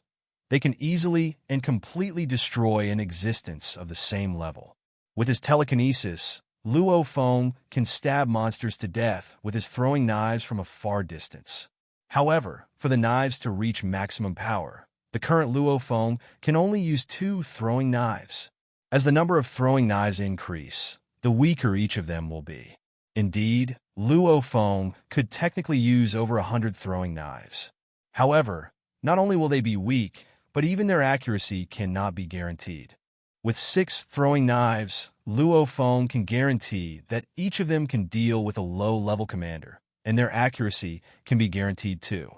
With 2 throwing knives, Luo Feng can guarantee that at their max power, they can deal with a medium-level commander. Rumble. The fearless monsters smashed the wall. Poochie! Poochie! The monsters that got closer to the sprinting Firehammer squad were all killed. Their fresh blood and cerebrospinal fluid flew out, and their corpses caused disorder in the horde behind them. The Firehammer squad was able to shake off quite a bit of monsters as they turned into the faraway alley. By this time, the Tiger Fong squad has already ran far away. With the Firehammer squad attracting most of the monsters, there were barely any monsters in their surroundings. Thanks to that, they were able to move across a great distance without much trouble. As they entered a new area with many monsters, the Tiger Fong squad slowed down and, once again, started moving cautiously. "What happened just now? Not even one of them died?" asked the Tiger Fong squad's captain as he frowned. "Captain, I fired at the captain of the Firehammer squad, Gao Feng. However, Gao Feng just so happened to be dissecting a corpse and just so happened to use his dagger in a way that shook his body. With that, the bullet just barely missed him and injured another member of the Firehammer squad instead. That member's arm was instantly blasted off, but I'm not sure if he's alive or dead," said Xiao, who had a skinny figure. "That Gao Feng got lucky." Zhang Zhe, who frowned as he looked at the other person. "Dongzi, I asked you to kill Luo Feng. How come he didn't die?" NOV.L.B/JNN. With the great distance and the speed of the bullet, only the person using the sniper rifle with their laser aimer device could clearly see what happened in that instant. "That Luo Feng," the sniper named Dongzi hesitated, and then said, "He also got lucky. As I fired, he just so happened to be skinning a monster, and just so happened to swing his blade against my armor-piercing bullet." Dong could only say this because he didn't think Luo Feng's reaction speed was quick enough to cut through the armor-piercing bullet. So the only explanation was luck, since you would need an absurd control over your blade and amazing sight to be able to cut through an armor-piercing bullet. Fuck, this Luo Feng also has some bullshit luck. Zhang Zhe, who couldn't help but to curse. "However, don't worry," laughed the sniper Dongzi. "We fired 4 shots at the monster hordes before, and the only humans they could find are the members of the Firehammer squad. Over 1,000 monsters have them surrounded. No matter how great the Firehammer squad is, they're doomed for sure." "No."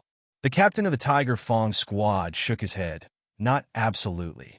If the Firehammer squad split up and ran, 1 or 2 of them could survive." As he said that, the Tiger Fong squad let out a smile. "Of course, 1 or 2 of them have absolutely no threat to our Tiger Fong squad." "Captain, maybe they could coincidentally meet a war god-level existence that could save them," laughed the one-eyed middle-aged man. "In this city, and in such a small amount of time, to meet a war god, and to even convince him to help them. The chance of this is even lower than winning the lottery," grinned the Tiger Fong squad's captain as he laughed. "All right, let's go, guys. That old thing is still moving, so we should get there as fast as possible." "Yes." The Tiger Fong squad moved forward. Luo Feng and the others rushed to the rooftop of a regular 6-story residential apartment. The door to the staircase connected to the rooftop was directly sealed shut. "Quick, let old Jiang lie down," said Chengu. "Get the medicine," said Gao Feng hurriedly. With Zhang Ke's injury, he could die just by blood loss. Thankfully, they stopped the blood earlier. However, such a large injury would need some basic treatment first. Since this number 0201 country-level city is a 3-day walk away from the military resupplying base, and rushing on the road for 3 days? With Zhang Ke's current condition, there's no way he'd be able to handle that.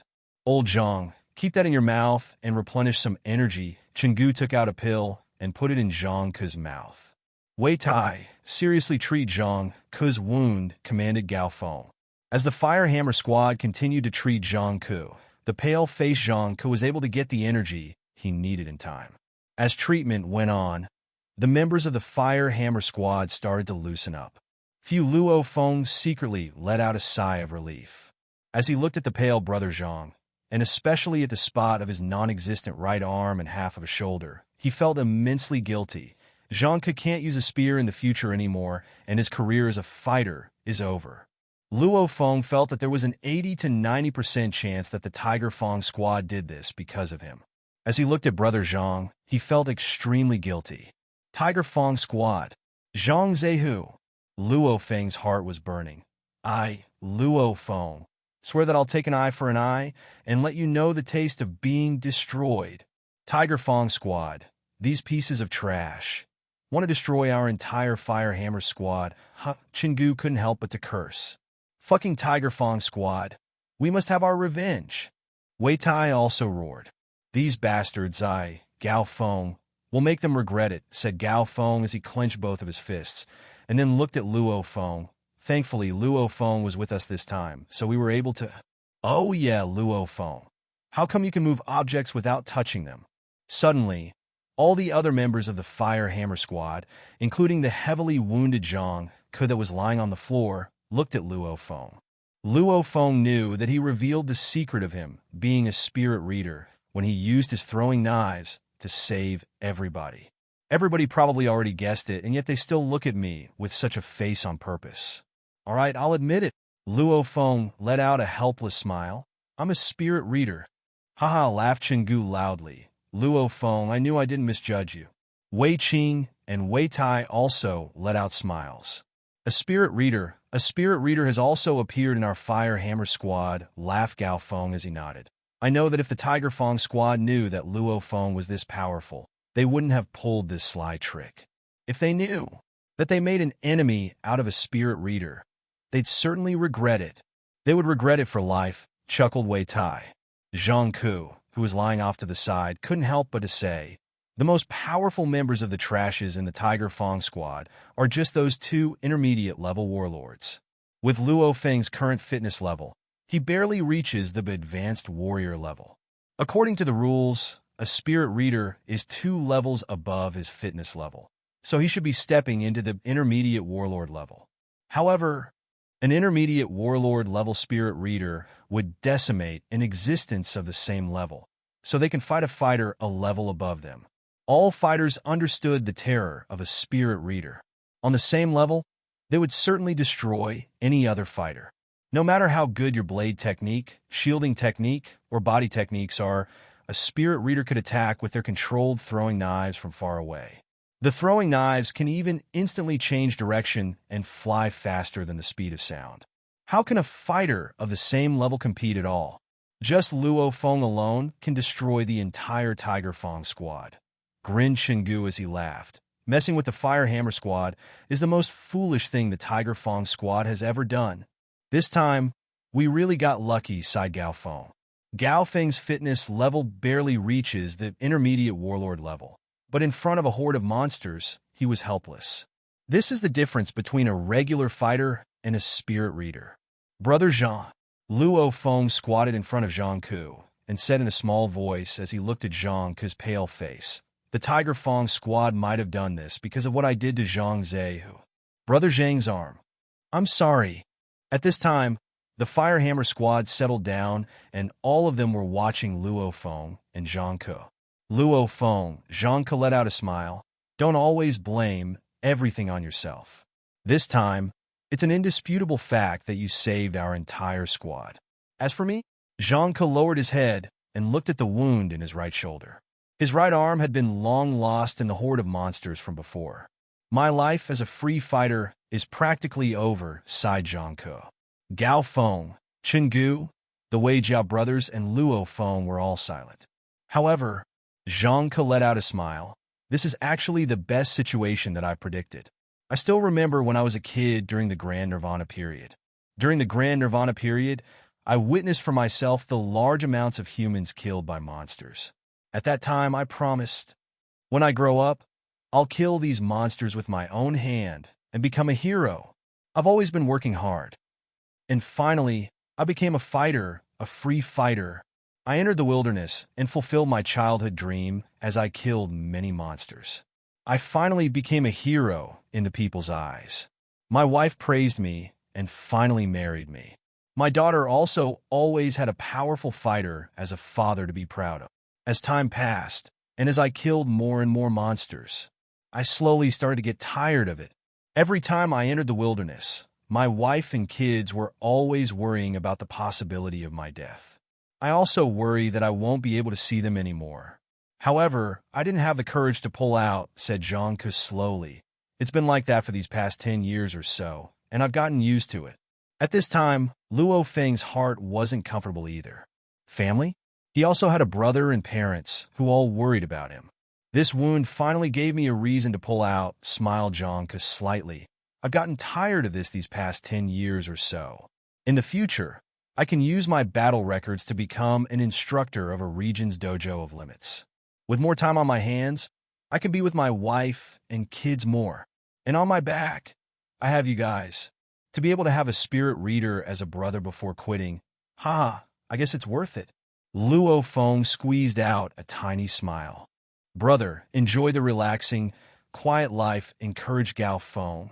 In the future, find me for any problems you have. We've been together for 7, 8 years, so we're brothers to the death. Smiled Jiang as he nodded. I won't hold back at all. If I encounter any difficulties, I'll be sure to find you guys. Especially Luo Feng.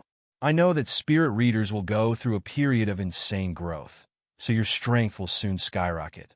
In the future, you'll become amazing. You better not decline my requests for help. Asking me to help? It was partially thanks to Brother Jiang that I was able to enter the Firehammer squad.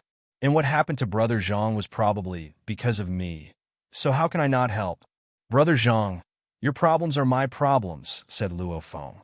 Jiang nodded and asked out of curiosity, Oh yeah, Luo Feng. How come you hid the fact that you're a spirit reader?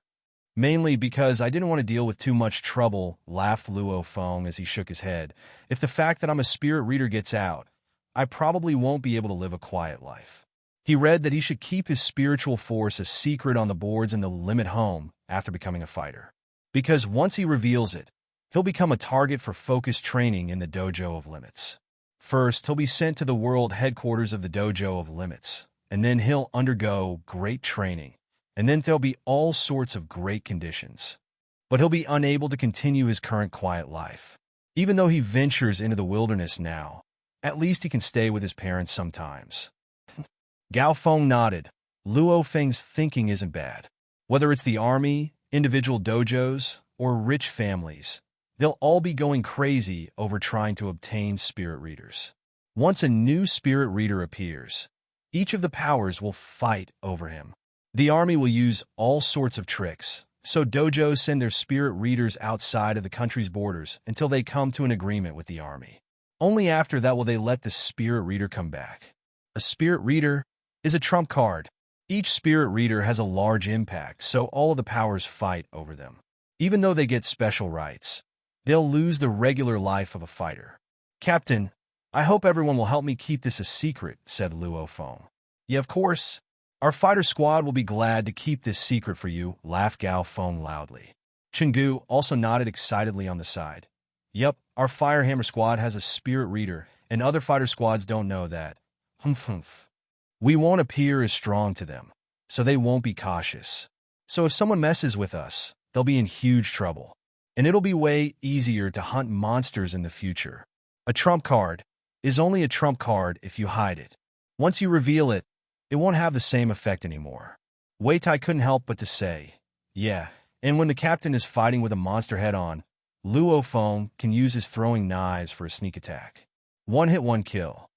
Wei Qing followed up on the side. Yeah, Luo Feng can use his blade to attack, causing the monsters to think he mainly attacks with his blade. After that, Luo Feng can secretly use his throwing knives and surprise them. Surely the monster wouldn't even have time to cry. A spirit reader in a squad can instantly raise the entire squad's strength by a factor of 10. The members of the Firehammer squad were all excitedly discussing about Luo Feng's potential in the squad. Clearly, a spirit reader greatly benefits the Firehammer squad. After a while, the members of the Firehammer squad all began to rest. The sky also slowly became dark and filled with stars. Under the starry sky, Luo Feng quietly sat on the edge of the rooftop, thinking about the battle they had. Today, I can't believe I managed to pull off the first stage of the 9-stage Thunderblade on the armor-piercing bullet. When he thought of this, Luo Feng couldn't help but to stand up and take out his ghost blade. Boom! With one step, the core of the body, the waist, practically has to instantly explode with force. But at the same time, the waist has to naturally send out another wave of force when the power from the muscles reaches the wrist. These two forces connect and reach the wrist together. Pucci. The ghost blade drew a cold light across the vast sky. Indeed, I can exert another force. With these two forces combined, 70 plus 70, which is 140% of the strength, Luo Feng also felt it. His body can't release any more force after the first stage. However, this is already pretty good. It's pretty hard to learn the 9-stage Thunderblade, but he was able to naturally enter the first stage on the border of life and death. It seems that there's still hope to keep climbing up in the future. Suddenly, Aowu! An enraged sound of a howling wolf carried from somewhere below. The members of the Fire Hammer Squad that were resting under the starry sky all woke up from shock. "It's the howl of a wolf," said Gao Feng seriously. "I can't believe there are wolf-type monsters." Chenggu took a deep breath. Every single wolf-type monster was powerful. Wolf-type? N/O/vel/B//Jin.C//om. Luo Feng was also shocked. There were very few wolf-type monsters before the Grand Nirvana period, and their cruelty is unrivaled.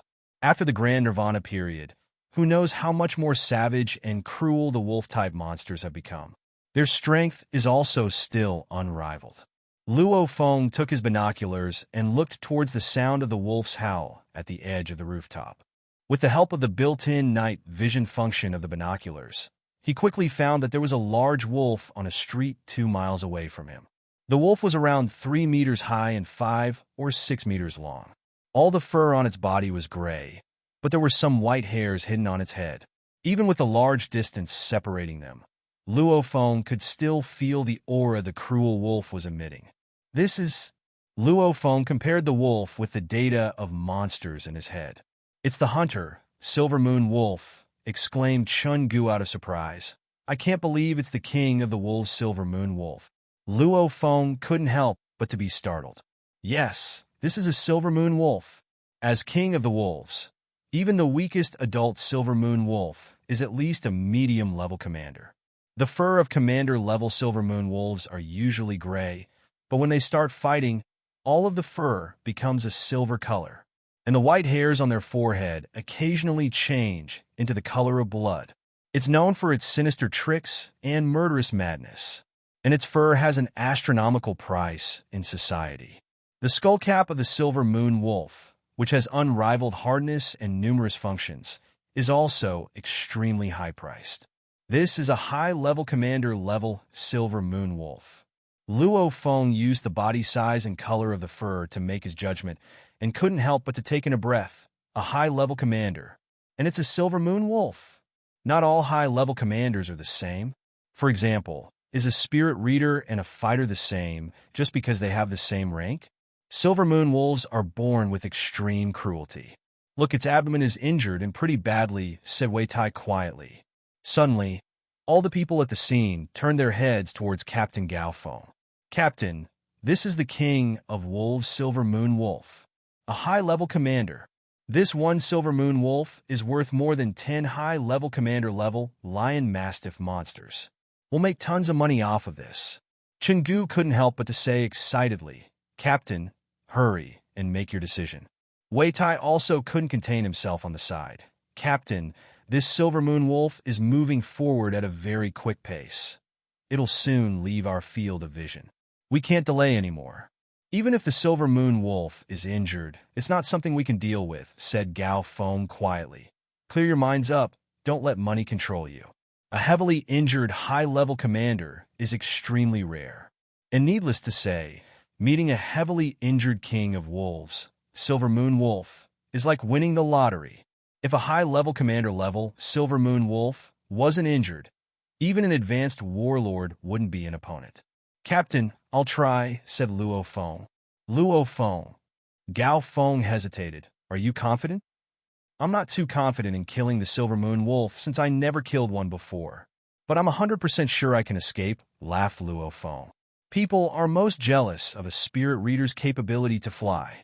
Spiritual force can be used on inorganic material.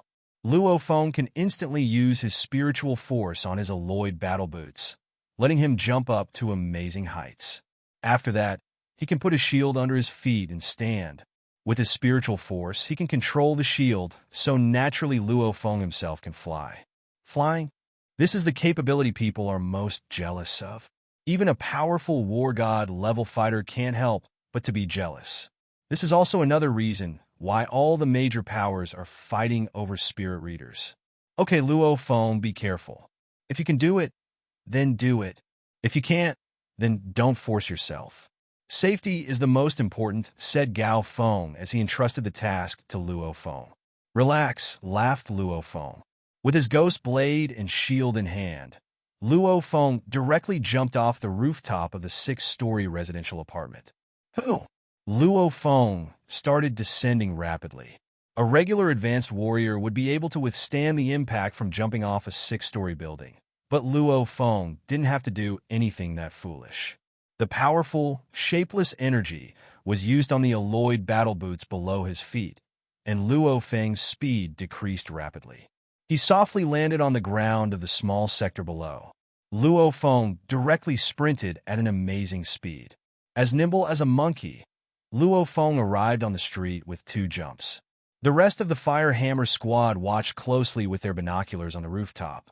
So this is Luo Feng's true strength. Wei Tai couldn't help but to express himself. No wonder spirit readers are the most feared bunch out of fighters. This is just too scary. With their spiritual force, their speed, agility, etc. can all reach unbelievable levels. And there's also telekinesis, which is even more messed up. It's messed up, Chenggu couldn't help but to nod. Haha, so you should all be happy, Gao Feng slightly smiled. A spirit reader joined our Fire Hammer squad just like that. When they heard this, the others suddenly laughed.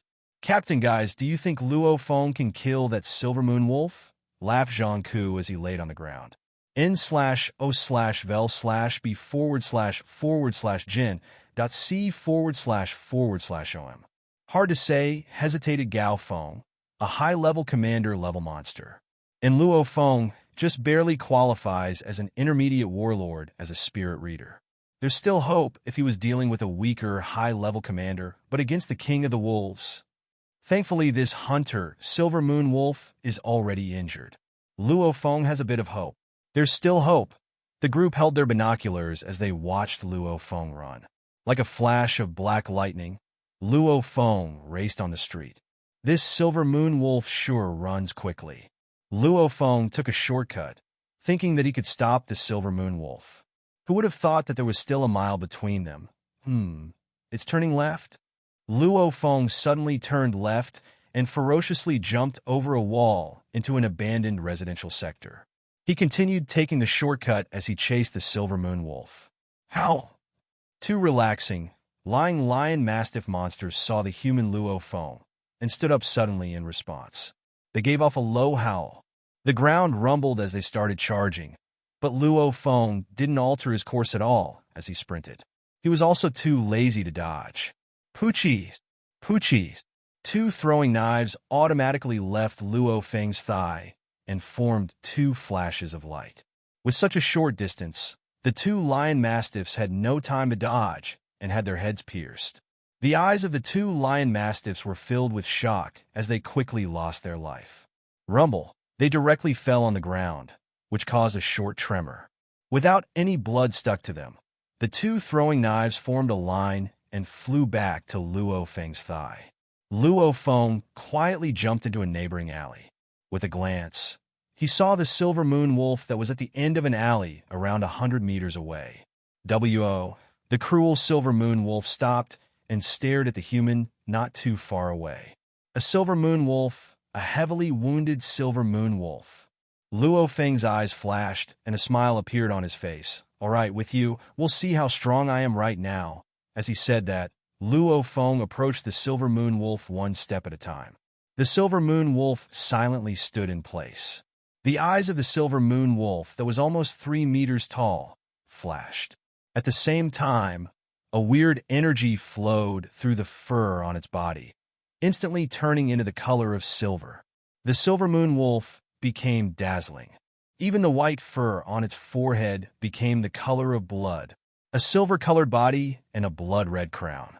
This is the silver moon wolf. Luo Feng moved forward one step at a time and became cautious. When he shortened the distance between himself and the silver moon wolf to 50 meters. Whoosh! The silver moon wolf instantly became a white flash of light and was in front of him in a blink of an eye. Speed of sound. With Luo Feng's reaction speed that had been tested frequently at the dojo, he determined, this silver moon wolf's speed nears the speed of sound. Luo Feng's face changed greatly, and he instantly jumped up like lightning. The silver moon wolf, at practically the exact same time, also jumped up. This jump was just 20 to 30 meters high. Luo Feng could even see the blurred face of the silver moon wolf under the speed of sound, with its hidden cold, blood-red eyes. The powerful spiritual force was ferociously used on the alloyed battle boots on his feet, causing Luo Feng to go even higher and dodging the attack from the silver moon wolf. So what if your speed reaches the speed of sound? Can you go faster than my throwing knives? As he dodged the silver moon wolf, Luo Feng pulled out the 6 throwing knives on his thigh. The 6 throwing knives instantly became 6 flowing lights and, like a net, charged towards the silver moon wolf. Having traveled the wilderness for all these years, the silver moon wolf was also extremely intelligent. With its speed, the human fighter in the air shouldn't have been able to dodge its attack. Only one type of person could change directions and speed at will in the air, spirit readers. When the silver moon wolf realized that the human fighter in front of him was a spirit reader, it couldn't help but to be shocked. But by that time, the 6 throwing knives like lightning already arrived. W.O. The silver moon wolf gave out a loud, piercing roar. It couldn't change direction or speed in the air. It could only fiercely twist its body and use its claws to hit the throwing knives away. With such a short distance, Luo Feng's reaction speed isn't fast enough for him to make the throwing knives avoid the claws. Pong! Pong! 2 of the 6 throwing knives were actually hit, but Luo Feng, who was still in the air, let out a smile. Even though he let out 6 throwing knives, as of now, he can only guarantee that 2 throwing knives can reach their full power. So the 6 throwing knives were just there to confuse the silver moon wolf. Only 2 of these throwing knives are truly dangerous. Hunter, you're the first commander-level monster to die at my hands, laughed Luo Feng. Suddenly, 2 of the 4 originally agile throwing knives lost their power, and the other 2 charged towards the silver moon wolf's abdomen like lightning. The silver moon wolf was helpless in midair, even though it howled as it tried to use its claws to block the attack. However, Poochie! The 2 throwing knives pierced through the previous wound, directly piercing into the body of the silver moon wolf. The internal organs of the silver moon wolf were sliced up into pieces, and the enraged silver moon wolf gave its last howl as it fell down. The silver moon wolf fell powerlessly from the air, and its eyes slowly lost their color. As it died, it thought about the memories of its life. As a silver moon wolf, the king of the wolves, it had been hoping to become a horde leader ever since it was little. It was always doing well, and it was only one step away from becoming a horde leader. N/O/vel/b/and.c//om. However, it was ambushed by a war god level fighter squad and was heavily injured. Thankfully, it was able to rely on the speed it was so proud of to escape. However, as it was escaping, it encountered a warlord-level fighter squad.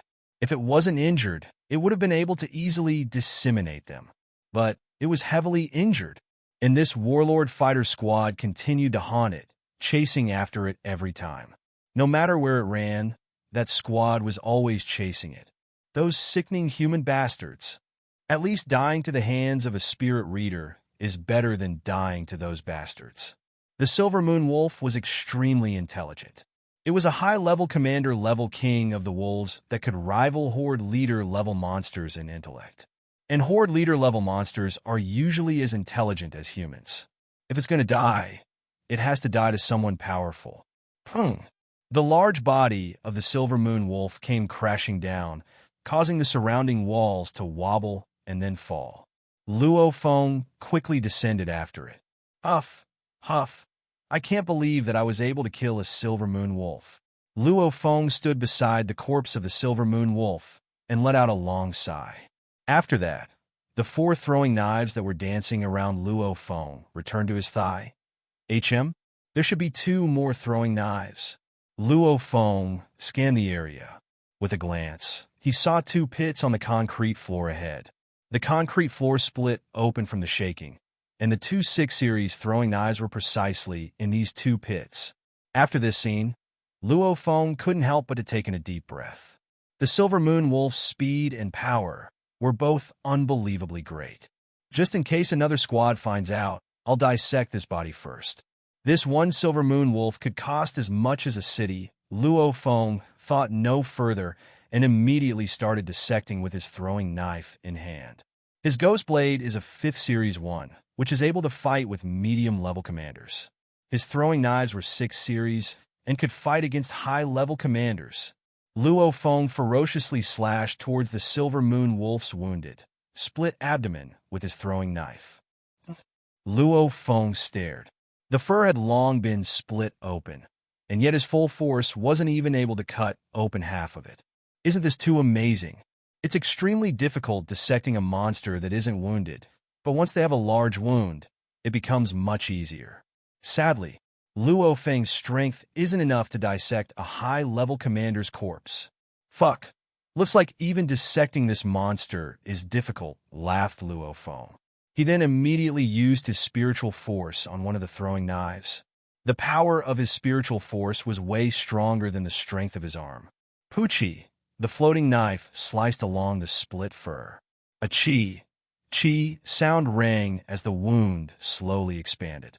It's still so tiring even when I'm using my spiritual force to control my knife. Luo Feng was surprised. With a beat of his heart, the controlled throwing knife fiercely pierced towards a fine patch of fur. The back of the Silver Moon Wolf was a bit bent, but the fur showed no signs of injury. Luo Feng was startled. That's just crazy. This time I seriously had some bullshit luck. Luo Feng couldn't help but to gasp. Its speed approached the speed of light, and it was so powerful. Even the defense of its expensive fur is astonishingly high. If it was in perfect condition, I'll probably only have a 20 to 30% chance of victory. If Luo Feng fought with it at its peak condition, then his throwing knives can only attack the eyes, ears, nose, and weak parts of the fur. However, with the Silver Moon Wolf's agility, Luo Feng's chance of victory was indeed very low. To have a 20 to 30% chance of victory is already pretty good. Hula! Luo Feng swiftly dissected. First, he skinned the mysterious and expensive fur off, and then cut off the Silver Moon Wolf's tough claws. These claws are used as material in making high-grade Koluo alloys, so they are just as expensive. There's also the Silver Moon Wolf's extremely tough skull cap, fangs, and its special 2 eyes. If it was worth something, Luo Feng dissected it and put it into his bag. Many of the special inventions that humans have made are based off of material from various monsters. Got them all. Luo Feng took in a deep, long breath. Only a pile of flesh was left of the Silver Moon Wolf's large corpse. Luo Feng moved his throwing knives back to his thigh and sighed. He used up lots of spiritual force fighting the Silver Moon Wolf, but he used 10 times that in dissecting the corpse. No matter what, it's a big haul. This time, I can get quite a bit of money, too. Luo Feng let out a smile. The Firehammer Squad splits the money according to each member's contribution in battle. Even if you're strong, if you don't help with hunting a monster, the Fighter Squad naturally won't give you any money. And Luo Feng killed this Silver Moon Wolf alone. So Luo Feng will indeed receive lots of money. If someone found me next to this Silver Moon Wolf's corpse, I'll be in trouble, laughed Luo Feng. Even an advanced warlord probably wouldn't be able to heavily injure the Silver Moon Wolf. It was probably a war god level fighter. And there was even a tracking signal on the fur. Good thing I got rid of it. Luo Feng didn't want to make an enemy out of a fighter who was able to heavily wound the Silver Moon Wolf. So run! Luo Feng swiftly left, and only a pile of flesh was left. Under the dark night, the Tiger Fong squad carefully moved forward in the monster's territory in the city. Fuck Sake, that hunter keeps sprinting around in this country-level city. Since it's a commander-level monster, the other monsters are too afraid to anger it. However, we can only move forward slowly. Cursed a burly, bald man who was walking next to Zhang Zhe who, after we kill this hunter, I'll be sure to grill its meat and eat it. If I don't eat it, I won't be able to get rid of my anger. Zhang Zehu grinned and laughed on the side. Don't worry, our tracking signal is on that hunter. It doesn't matter where it runs to. Where's the hunter? Asked the captain of the Tiger Fong squad in a small voice. Captain, the hunter is around 13 miles away from us, but it isn't moving anymore. Maybe it's resting there, laughed Dong Zi, the heated weapons user, as he held his tracking machine. At this time, the members of the Tiger Fong squad cheered. It's not moving? Resting? They were afraid that the hunter, Silver Moon Wolf, would flee. Zhang Zehu laughed. It appears that the Silver Moon Wolf thinks it's hiding in a safe spot and is getting ready to recover. Too bad it doesn't know our power. Go! We can't miss this chance. It's only 13 miles away from here, so we'll get there quickly. The eyes of the captain of the Tiger Fong squad flashed as he said softly, Everyone speed up. Maybe we'll be able to kill the hunter this time. The Tiger Fong squad started moving forward at a much greater speed. Even if monsters are all around the city, a fighter squad would be able to move 13 miles in about half an hour if they rush. Around 40 minutes later, ahead is the resting spot of the Silver Moon Wolf. Everybody be careful. The captain of the Tiger Fong squad slightly waved his hand, and the 6 members of the Tiger Fong squad immediately split into 2 groups and moved around the target from different directions. They slowly surrounded the spot where the tracking machine displayed. Nobody dared to speak a word. A Silver Moon Wolf is very sensitive. 1 step, 2 steps, 3 steps. Everybody was moving extremely carefully. Gio, the Tiger Fong captain waved his hand, and the other squad that received the signal moved at the same time. Whoosh! Whoosh! Whoosh! The 2 squads rushed into the alley from the 2 directions, 1 in front and 1 behind. They were around 100 meters away from the spot. The 6 members looked towards the spot where the Silver Moon Wolf should be. However, they didn't see their target, only the slight scent of blood in the air. The Tiger Fong captain's face changed. Not good. Virtually all the members of the Tiger Fong squad rushed over to the pile of flesh. Next to the pile of flesh were a few silver hairs. Damn it, cursed Zhang Zhe, who as he grabbed his hair. Someone stole it. Luo Feng knew that fighter squads leave tracking signals on heavily injured monsters. Since the Silver Moon Wolf was heavily injured, there was an extremely high chance of a tracking signal being on it. So he quickly scanned it with his spiritual force and found something on its fur and directly cut it off. Bastard! The Tiger Fong captain clenched his teeth with a grim face. All this time for nothing. The face of the one-eyed middle-aged man sank. Go! A cold light flashed in the eyes of the Tiger Fong captain as he commanded. Dare to steal food from a tiger. They're asking for death by stealing our things. That fighter squad just dissected the body and would probably rush back to the resupplying base just to be safe. So, brothers of the Tiger Fong squad, let's rush back towards the resupplying base as fast as possible. We'll steal it back from them when we catch up to them. Yes, Captain, the 5 members immediately obeyed. Depart, the Tiger Fong captain murderously waved his hand, and the other members of the Tiger Fong squad, who were just as mad, immediately followed their captain towards the resupplying base. Starry night. Under the starry sky, a shadow, as if black lightning, rushed forward in the ruined country-level city.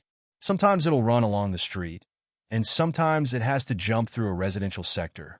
In mere moments, it reached the 6-story residential apartment where the members of the Fire Hammer Squad resided. Luo Feng's here. Yup, seems like he isn't injured. The members of the Fire Hammer Squad watched Luo Feng enter the residential apartment staircase through their binoculars. Luo Feng arrived on the rooftop moments later.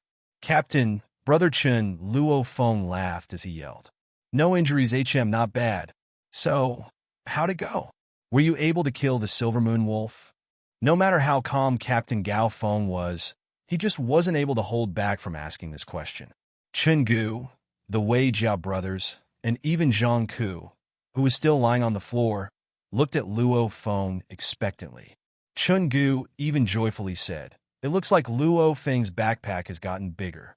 Luo Feng laughed. "Brother Chun, your eyes sure are poisonous." "Yeah, I just killed the silver moon wolf. I dissected it and put the stuff in my bag." "You really killed it." The eyes of the members of the Fire Hammer squad widened in surprise. "A silver moon wolf? The king of the wolves?" Regular wolf-type monsters were already rare in the first place. "I got lucky this time, too," Luo Feng couldn't help but to say. "I'm afraid that the speed of this silver moon wolf reached the speed of sound. Its attack power was also absurd, and its fur was horrifyingly tough. If it wasn't for the fact that it was heavily injured in the first place and had a large wound on its abdomen, it would have been very difficult for me to kill it. Its speed approached the speed of sound," glared Chenggu. "That's absurd. Just what you'd expect from the king of the wolves. It can equal a low-level pig-type horde leader," said Wei Tai out of surprise. "Not good." Gao Feng's face changed dramatically. Luo Feng was shocked by the captain. "Captain, what's wrong?" "What happened?" followed Luo Feng. "The Silver Moon Wolf was already heavily injured, so I'm sure that it fought with some human fighter squad in the past," said Gao Feng hurriedly. "The fighter squad that fought with it might have left a tracking signal on its fur. If this fighter squad chases after us and finds us, we'll be in trouble." Chun Gu heard and also became shocked. "Yeah, we can't mess with a fighter squad that can heavily injure a Silver Moon Wolf. There might be a War God-level fighter." When Luo Feng heard this, he couldn't help but to be relieved. "Captain, don't worry. I may not have much experience, but I naturally researched a lot about some common knowledge I should know before entering the wilderness for the first time. After killing the Silver Moon Wolf, I checked it out, and there was indeed a tracking signal on it. I cut off the section of fur it was on," said Luo Feng. Only after hearing that did Gao Feng and Chenggu relax. They were worried about Luo Feng's lack of experience as a rookie. Since they stole someone else's heavily injured monster, if they manage to chase up, there'll be a problem. Zhang Ku is heavily injured, so our squad can't stay too long in the wilderness. Everybody rest up here. When it's bright tomorrow, we'll depart to the resupplying base," said Gao Feng. "Yes, Captain." The group cheerfully responded.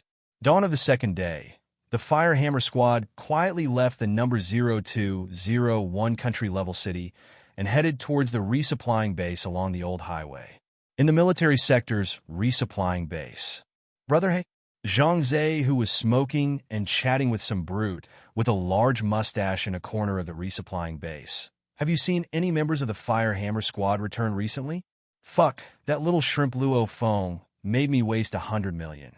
I'll never be satisfied if I don't mess with him." "Not yet. According to the registry, there's no news of the Fire Hammer squad's return," laughed the large mustached brute. "Tiger, if that Luo Feng mess with you, you have to teach him a lesson in the wilderness. You're banned from taking action in the resupplying base." "Of course I know that. I don't want to die yet," laughed Zhang Zehu. The government's army manages the headquarters cities and military sectors behind the scenes. No matter how much fighters hate each other, they wouldn't dare to fight in the military sectors. If they do, then there'll be tragic consequences. In fact, the resupplying bases are small areas drawn out by the military, so they manage safety and everything else there. "Brother Hey, give me a call when that Luo Feng comes back," laughed Zhang Zehu. "Sure, no problem," laughed the large mustached brute. Zhang Zehu threw a cigarette, but on the floor, stepped on it, and then laughed. "All right, brother, I'm off. Talk to you later." Zhang Zehu then continued walking forward in the resupplying base. It's called a base, but it actually has an atmosphere like a residential sectors. Zhang Ze, who quickly met the other two members of the squad under a large tree near the gates of the resupplying base. "How is it, Tiger?" asked the one-eyed middle-aged man in a small voice. "Hasn't returned yet. There's absolutely no news at all," smiled Zhang Zehu. The bald middle-aged man laughed slightly on the side. "If not even one of them has returned yet, then I'm sure that they all died in the horde of monsters. It's good if they all died off. There won't be any trouble."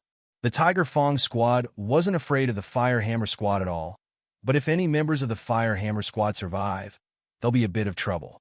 Fire Hammer squad, if you want to blame someone, blame that Luo Feng, Zhang Ze, who laughed coldly. "Dare to make me spend money. Oh yeah. Have you guys found out who stole our hunter? N/O/vel/b/forward/in.c//on. No, the one-eyed middle-aged man frowned as he shook his head. No news at all. The captain is drinking up out of anger in the room right now. I think that since we haven't been able to meet them on the way back, there's probably no chance of finding out who stole our hunter, said the bald man as he shook his head. Suddenly, his face changed dramatically as he stared at the faraway gate of the resupplying base. The other two noticed this and turned their heads in response, and their faces also changed completely. Gao Feng, Chenggu, Wei Qing, Wei Tai, Luo Feng, and Jiang were all at the gate of the resupplying base. Old Gao, seems like you've encountered some trouble this time. The guardsman noticed Jiang Ke's missing arm and wrapped it up. Fuck, don't bring that up. The monsters didn't harm us, but those fucking Tiger squad members did, cursed Gao Feng. Captain, the Tiger Fong squad is there, Chenggu suddenly roared ferociously. At this time, the members of the Fire Hammer squad all turned their heads and saw three people under the cold shade of a tree not too far away. After seeing these three people, all the faces of the members of the Fire Hammer squad became enraged. Jiang, who was carrying a backpack and was still pale, even shouted, "Don't move." Zhang Zhe, who and the other two saw the 6 members of the Fire Hammer squad and were shocked, so they started walking away. In this case, they were the offenders, but they didn't think that Chenggu would see them. "Still trying to run?" yelled Gao Feng. The 6 members of the Fire Hammer squad rushed over, and the yelling caused quite a bit of attention from the other fighters in the resupplying base. At this time, Zhang Zhe and the other two stopped running. If they actually slipped away, wouldn't they be admitting their wrongdoings? Even though they did it, they can't admit it. "Gao Feng, what are you yelling for?" yelled the one-eyed middle-aged man as he turned around. "Where do you think this is?" "This is a military sector, a resupplying base for fighters. Is this the kind of place for you to act wildly?" "If you want to act wildly, look at the spot first," laughed the bald man coldly. "No matter what, you can't back down." Still acting arrogant, both of Gao Feng's hands reached for a hammer. He swung his hammers as he ferociously charged at them with red eyes. "You're asking for a beating." The faces of the one-eyed middle-aged man, Zhang Zhe, and the bald man changed completely. They didn't say anything since they were in the wrong. Beep! Beep! Beep! An ear-piercing whistle rang, and 12 uniform-wearing men split up and charged over from afar. The captain of the squad yelled, "Put your weapon down. No fighting in the resupplying base, or else our guards have the right to kill you." The yelling and the sound of the whistle attracted quite a bit of fighters to this area. It's the Fire Hammer squad against those from the Tiger Fong squad. "How come they're arguing?" discussed the fighters. The Fire Hammer squad and the Tiger Fong squad were quite well known in Jiangnan City. Under the commands of the guards of the resupplying base, the Fire Hammer squad forced themselves to calm down, since no one is allowed to challenge the military's authority. "Stop!" an aggressive yell. Luo Feng turned his head and saw a skinny man bringing the other 2 members of the Tiger Fong squad. Chenggu said quietly beside Luo Feng, "Luo Feng, this is the captain of the Tiger Fong squad, Panya.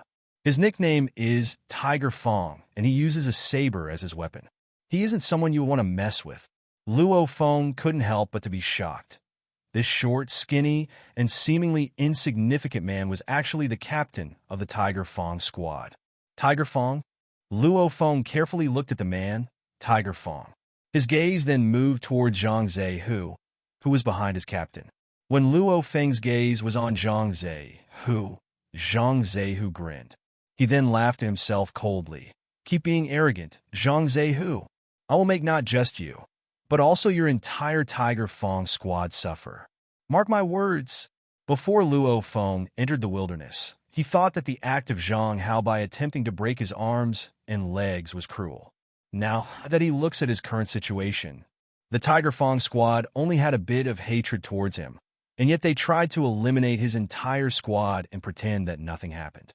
What Zhang Haobai did was nothing compared to the Tiger Fong squad's actions. NOVLB //JNN. Captain. Zhang Zhe and the other 2 stood behind their captain. A large crowd was spectating the standoff between the Tiger Fong squad and the Firehammer squad. At that time, the captain of the patrolling squad coldly said, "Gao Feng, Panya, I don't care about what you have to discuss. However, if either of you take action, don't blame me. Brothers, let's go." The captain waved his hand, since he was too lazy to watch. With his warning, he was pretty sure that these guys wouldn't dare to mess around. Tiger Fong. Gao Feng laughed coldly. "You're sure cruel. I, Gao Feng, sure underestimated you. I didn't think you would do something so cruel and sinister. First, you secretly attacked us with a sniper rifle from far away, and then you attracted a horde of monsters to surround our squad, giving us almost no chance of survival. Unless someone powerful came and saved us, our squad would have been decimated." The fighters that were watching suddenly went into an uproar. The Tiger Fong squad was too cruel. "Gao Feng, don't speak nonsense," the Tiger Fong captain laughed coldly. "My Tiger Fong squad did no such thing, so don't blame it on our squad. No matter what, they can't admit that they did such a thing. Once they admit it, his Tiger Fong squad will be in big trouble." "My brother's arm was hit off by one of your sniper rifle's bullets," said Gao Feng with a gloomy face. "If I said we didn't, then we didn't," said the Tiger Fong captain coldly. "If you have proof, bring it to the security agency and let them decide. Don't spout your nonsense here. Brothers, let's go." The captain of the Tiger Fong squad was straightforward and wasn't willing to talk much to the Firehammer squad. Gao Feng, Chengu, and the others all had ugly faces on, and Luo Feng was clenching his teeth in anger. However, Luo Feng was clear. His group had no kind of evidence at all. Even though there are many cases of fighters killing each other over valuable treasures in the wilderness, most of them can't bring out any type of evidence either. Since there's no evidence, the Dojo of Limits wouldn't be able to help out. "Let's go," commanded Gao Feng as he coldly watched the Tiger Fong squad leave. The members of the Firehammer squad could only hold in their anger as they left. Resupplying base. #A9 Villa will become the temporary resting spot of the Firehammer squad. "Captain, no need to be angry now," said Luo Feng. "We can let those Tiger Fong squad members have their moment of pride. It wouldn't be too late to deal with them after they enter the wilderness." Luo Feng's words caused the angry members of the Firehammer squad to let out smiles. Chun Gu patted Luo Feng's shoulder. "Yeah, our squad has you, Luo Feng. Destroying them won't be difficult. Even 10 years wouldn't be too late for a gentleman to have his revenge," laughed Gao Feng as he grinned. "And we don't even need to wait too long anyway. With Luo Feng, the Tiger Fong squad is doomed." At this time, the members of the Firehammer squad were all smiling, and even Jiang gave out a rare sigh of relief. Spirit readers all have their periods of rapid growth. Luo Feng's ability is already terrifying, and it'll keep flying up. You can say that the Tiger Fong squad has virtually no hope at all. The Tiger Fong squad aside, "Let's deal with the spoils we got from hunting the monsters," said Gao Feng. "Even though we didn't go out for too long this time, we hunted 4 commander-level monsters. A bloodthirsty tank, a 2-tailed ocelot, a lion mastiff, and a hunter. On their journey back to the resupplying base, Luo Feng and the others encountered a low-level commander-level lion mastiff monster. With Luo Feng and Gao Feng there, they easily killed it. However, the resupplying base isn't that big, so it'll be conspicuous if we bring out and try to sell the hunter's materials. At that time, we'll attract the attention of the fighter squad that heavily injured the Silver Moon Wolf," said Gao Feng seriously. "Yeah." Chun Gu nodded in agreement. "Wait until we get back to the city to sell the hunter's materials. We'll sell the other monsters' materials here. For a fighter squad, it's not the soldier-level monsters that are worth money, but the commander-level monsters. Needless to say, each of the horrifying horde leader-level monsters are worth a ton. As for the high-level commander-level Silver Moon Wolf, it's not only rare monsters, but also the king of the wolves. Its price will surely be equal to a normal low-level horde leader, so it'll also be worth a ton. Everybody eat and rest. We'll sell them later," smiled Gao Feng. After eating, the 6 members of the Firehammer squad found the representative of the HR Alliance and directly sold to him the materials of the monsters. Other than the Silver Moon Wolf's materials, they sold everything. In the A9 villa, the Fire Hammer squad was huddled around a computer and dividing up the money.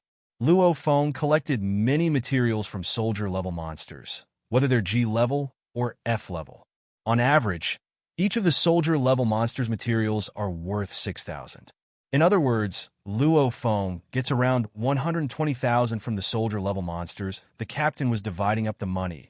Wei Tai collected materials from 12 soldier-level monsters, and they're all F-level. On average, they're worth around 8,000 each, so it's roughly 100,000 total. The amount of materials that Wei Qing collected from soldier-level monsters. Jiang collected materials from 11 different soldier-level monsters. Alright, next we'll be dividing the spoils from the commander-level monsters. All the materials from the twin-tailed ocelot was worth around 12 million. Gao Feng looked at the group. I did most of the work in hunting it. If there weren't any accidents, I would get 60% of it, but after killing it, we were attacked by a horde of monsters and Luo Feng saved all of us. Luo Feng helped a lot, and Zhang Ku received a heavy wound. So since he's handicapped, he'll get 60% of the money from this commander-level monster. I'll get 10%, Luo Feng will get 15%, and Wei Tai, Wei Qing, and Chenggu each get 5%. Nobody has any complaints, right? Said Gao Feng. No complaints, Luo Feng nodded. A rule in the fighter squads: if someone becomes handicapped because of a battle, he gets 60% of the spoils. This also counts as some kind of subsidy. So, out of this 12 million, 7.2 million goes to Zhang Ke, 1.8 million to Luo Feng. I get 1.2 million. Chenggu and the others get 600,000 each. Gao Feng inputted the numbers. The lion mastiff monster we killed on the way back was worth 10 million. Everybody contributed quite a bit in this battle. So me and Luo Feng each get 30%. Chenggu, Wei Tai, Wei Qing, and Zhang Ku each get 10%. No complaints, right? Everybody nodded. Actually, Zhang Ku didn't do anything in that battle, but everybody wanted to give him some money. Zhang Ku himself didn't say anything. A fighter squad is quite compassionate. Luo Feng and I get 3 million each, and the others get 1 million each. Gao Feng slightly smiled. The bloodthirsty tank was worth the most money. It reached 16 million. Chenggu did the most work. He killed it in one hit, so he gets 60%.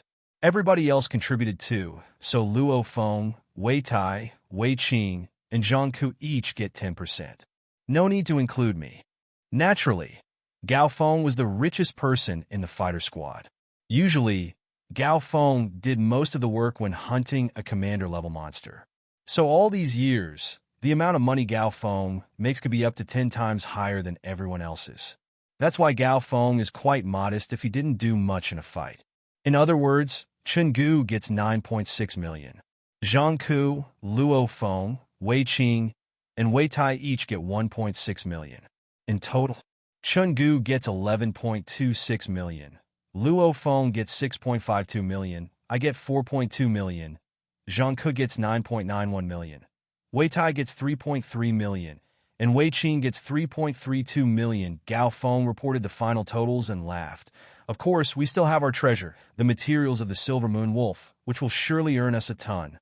However, Luo Feng was responsible for tracking, killing, dissecting, and bringing back the materials of the Silver Moon Wolf. He did it all himself, laughed Gao Feng. So Luo Feng can claim the maximum amount, 80%. As for the rest, the 20%, we'll split it evenly between the 5 of us. This was a rule in the fighter squads. Even if one person does all the work, he has to give everyone else a little bit too. Usually, when killing commander-level monsters, the person who does most of the work can get at most 60%. In this case, where Luo Feng did all of the work, he can get at most 80%. Luo Feng, your earnings this time probably exceeds the amount of which I've earned over the past 10 years. Chenggu couldn't help but to yell on the side, you better treat all of us tonight. Yes, you better. Pulverize this rich man, followed Wei Tai and Wei Qing. Even Zhang Zhe, who of the Tiger Fang squad, only earned 100 million from 2 years of hard work. And Zhang Zhe, who was in his peak in those 2 years. Before, he made even less money. In other words, Zhang Zhe, who probably only made 300 to 400 million from all these years of work. As for Luo Feng, Just this one time made him rich. However, not just anybody can kill the hunter. Naturally, with Luo Feng's power, he can make lots of money. Strength is everything in the circle of fighters, and those with money are usually amazing. Of course, how could I not? I'll treat everyone in the HR Alliance market, laughed Luo Feng. I'll split the money first and send it to each of your accounts, said Gao Feng as he laughed. In front of everyone, he transferred the money he received from before into each account of the members of the Firehammer squad one by one. Everyone in the squad knows each other's username and password for their public accounts. Usually, they divide the money right when they get it. In the afternoon of the same day, Luo Feng and the others rode a train back home. The train is about to enter the station. Customers that are getting off, please prepare your belongings. A recorded sound rang throughout the train carriage, and with a hua sound, the train carriage's door opened. Go! Gao Feng, Luo Feng, Zhang Ku, Chenggu, and the Wei Jiao brothers all walked out. So many people, Luo Feng stepped out the train and saw a huge amount of tourists in the train station. Tons of densely packed people could be seen waiting for the train through the glass of the train station. A main city in a headquarters city has a population of over 100 million, so one can imagine how lively it would be in a train station there. This is called popularity, steaming popularity. Brothers, thank the weapons in our hands, for we have once again returned to the city alive, said Gao Feng thankfully. We're back to a human city. Luo Feng was also shocked inside. Even though he was in the wilderness for only 7-8 days, it was desolate, ruined, and empty. The cities in the wilderness can't even be recognized as cities. There were huge amounts of monsters, so Luo Feng and the others always had to tread carefully in fear of being surrounded by them. Only headquarters cities. These are the only safe places for humans to live in. These are the places where civilization exists. Headquarters cities, the final base for humanity, a thought rose from Luo Feng's heart. It's for humanity's cities that powerful fighters stand up. As for me, I can easily kill regular soldier-level monsters and even low-level commander-level monsters. However, even with weapons, a regular person would be in an extremely bad situation against a commander-level monster. Why do countries give fighters special rights? Why does the entire world encourage fighters to hunt monsters? Because the more monsters that are hunted, the safer the human cities become. Hello.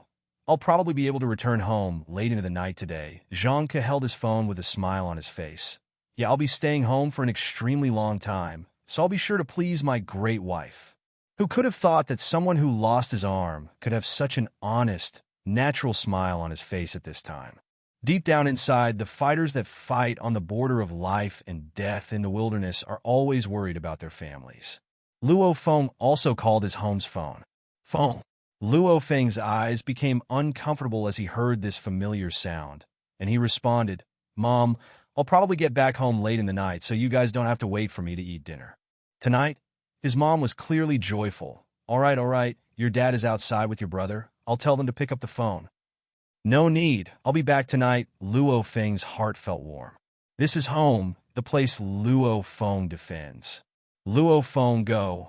Ride the HR Alliance's special fighter-only car, commanded Gao Feng. The others have already started to leave. Come in.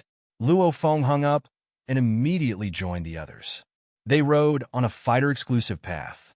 At the end of the path was a small area where there were special cars from the Dojo of Limits, Thunder Dojo, HR Alliance, and even some underground alliances waiting for their fighters. As they saw Luo Feng and the others come out, all the chauffeurs cheered up. Go to the Alliance Market. Gao Feng and the others directly went into the Alliance Market's car. All right. The large, comfortable SUV was started, locked, and with a step on the gas pedal, moved forward. Inside the car, n/o/vel/b/in.c//om. Luo Feng, we'll be at the Alliance Market soon, laughed Chenggu as he looked at Luo Feng. Maybe that Su Xian chick from last time is still there. Luo Feng, now that you're back from the wilderness, you better get your feelings across and get that relationship started. You pervert, scolded Gao Feng as he laughed, and then looked towards Luo Feng. Luo Feng, a word of advice. That little girl, Sue Xin, managed to become a bar manager in that lobby at such a young age. So she's not just anyone. She probably has some sort of background, so watch for that. Luo Feng nodded. He also had the same feeling. In school, Sue Xin was extremely normal. However, at the bar in the Alliance Markets lobby, the air around Sue Xin was completely different. If we say she was completely shy in the past, then now she's shining like a bright light. Are you guys talking about Lady Sue Xin? Asked the driver in a surprised tone. You know Sue Xin? Luo Feng looked towards him. Of course I do, laughed the driver. We're always going to the Alliance Market, so all us brothers that go there to chat obviously know about Lady Sue Xin. Even though she isn't extremely pretty. Hee. Whoever can marry her would have an extremely relaxing life. Gao Feng's face slightly changed. Don't tell me that she's from one of the great 12 families of the Alliance in the country, the Su family. Yes, precisely the Su family. I heard that the Su family status in the country is pretty high, said the driver as he nodded.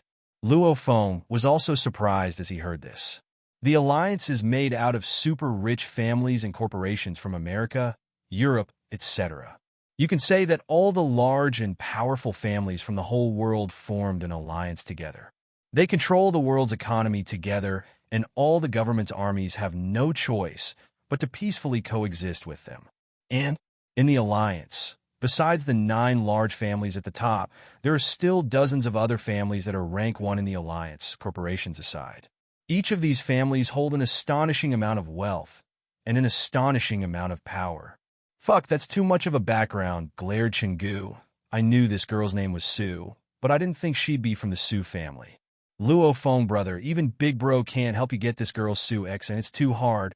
It is hard, but our Luo Feng ain't bad at all, said Gao Feng.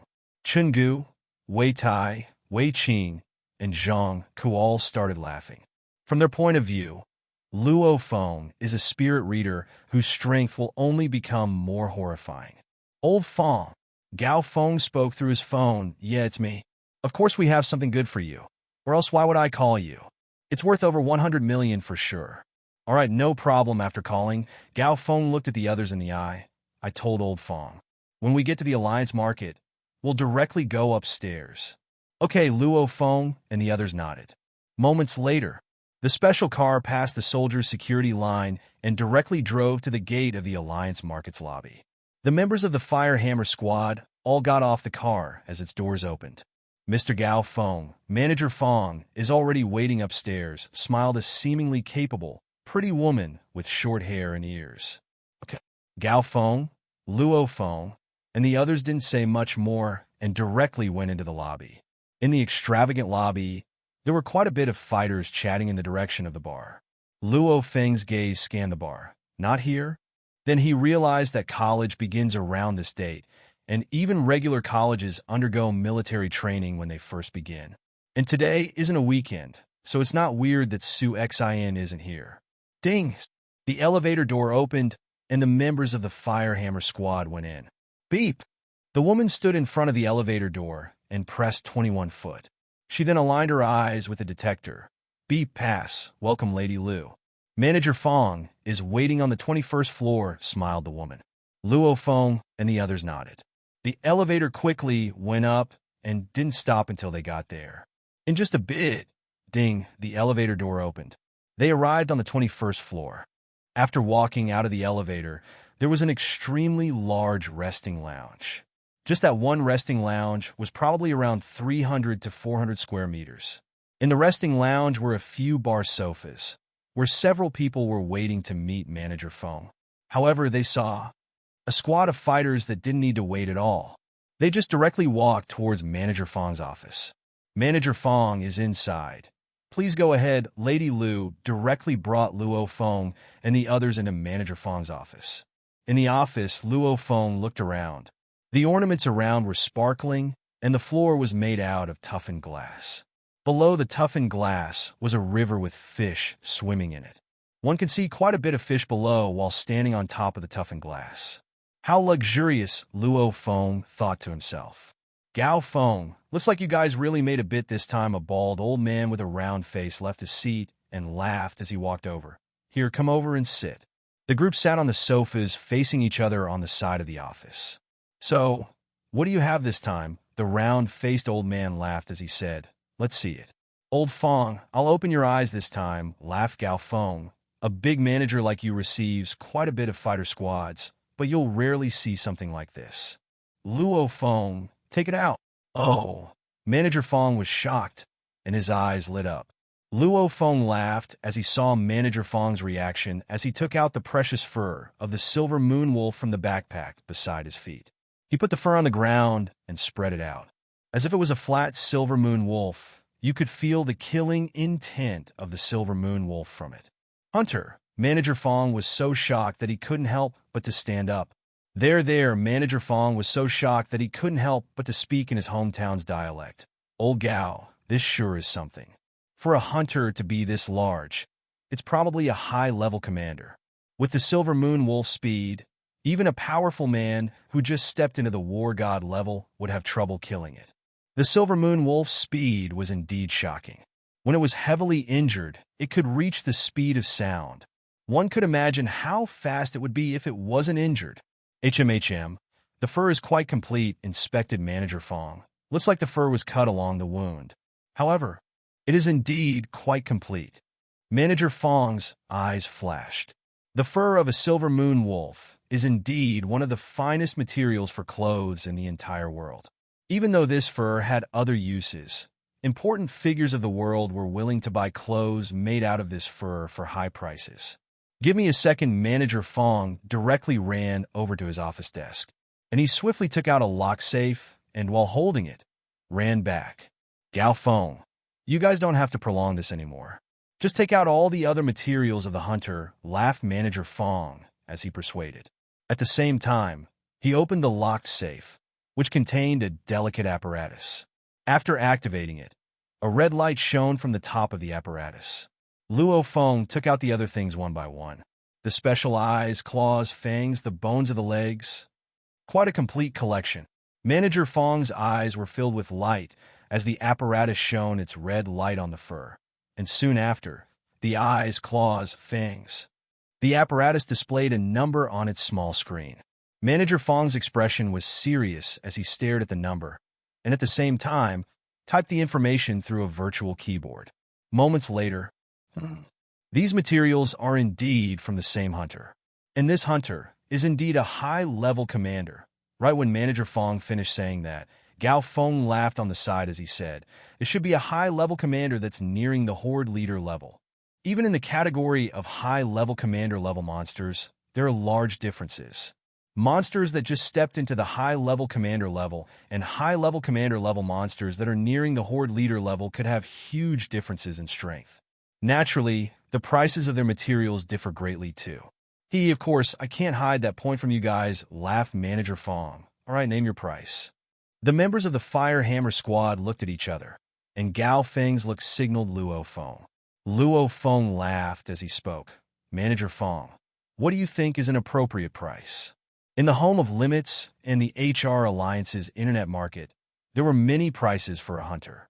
Luo Fong clearly knew that a high-level commander-level monster would sell for a lower price to the Dojo of Limits, because the Dojo of Limits would give quite a bit of contribution points in return. As for the HR Alliance market, high-level commander-level monsters are normally in the $50 million to $500 million range. Of course, a hunter is naturally strong, rare, and is the king of the wolves, so its price also has to go above the normal price limit. How about this? These materials are indeed good.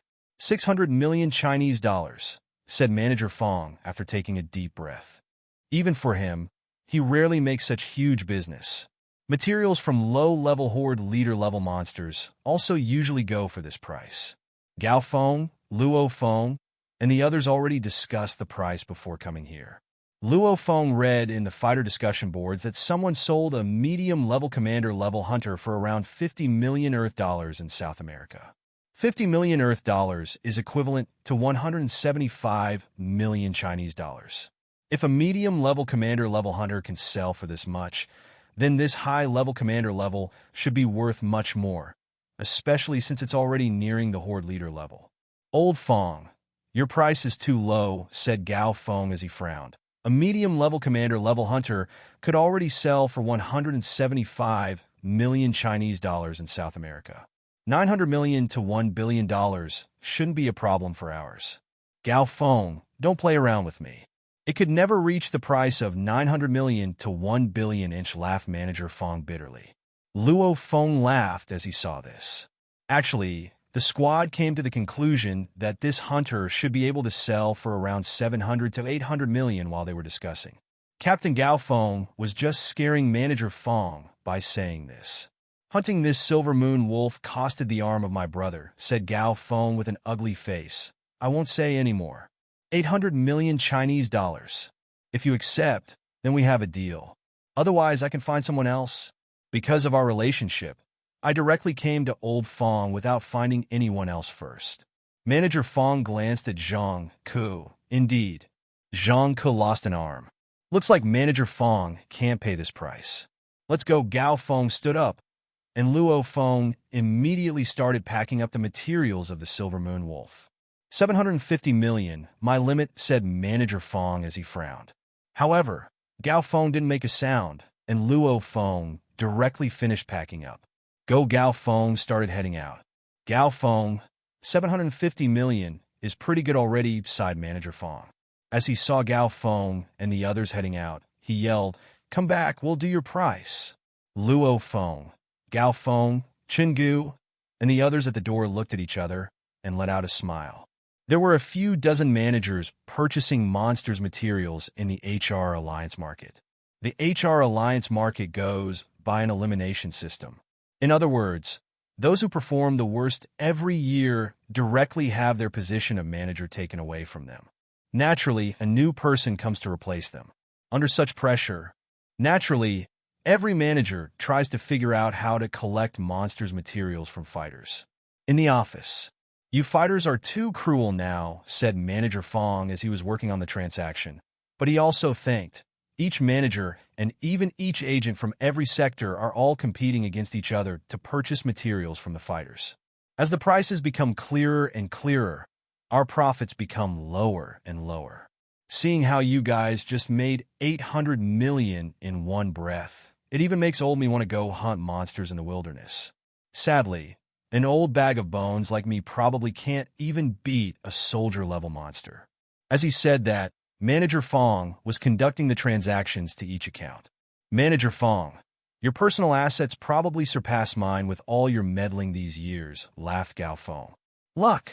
Sometimes I'll encounter something big, and I'll be able to make a bunch of money. Manager Feng let out a smile. Gao Feng laughed. With this, you're probably going to make at least 8 digits worth of profit.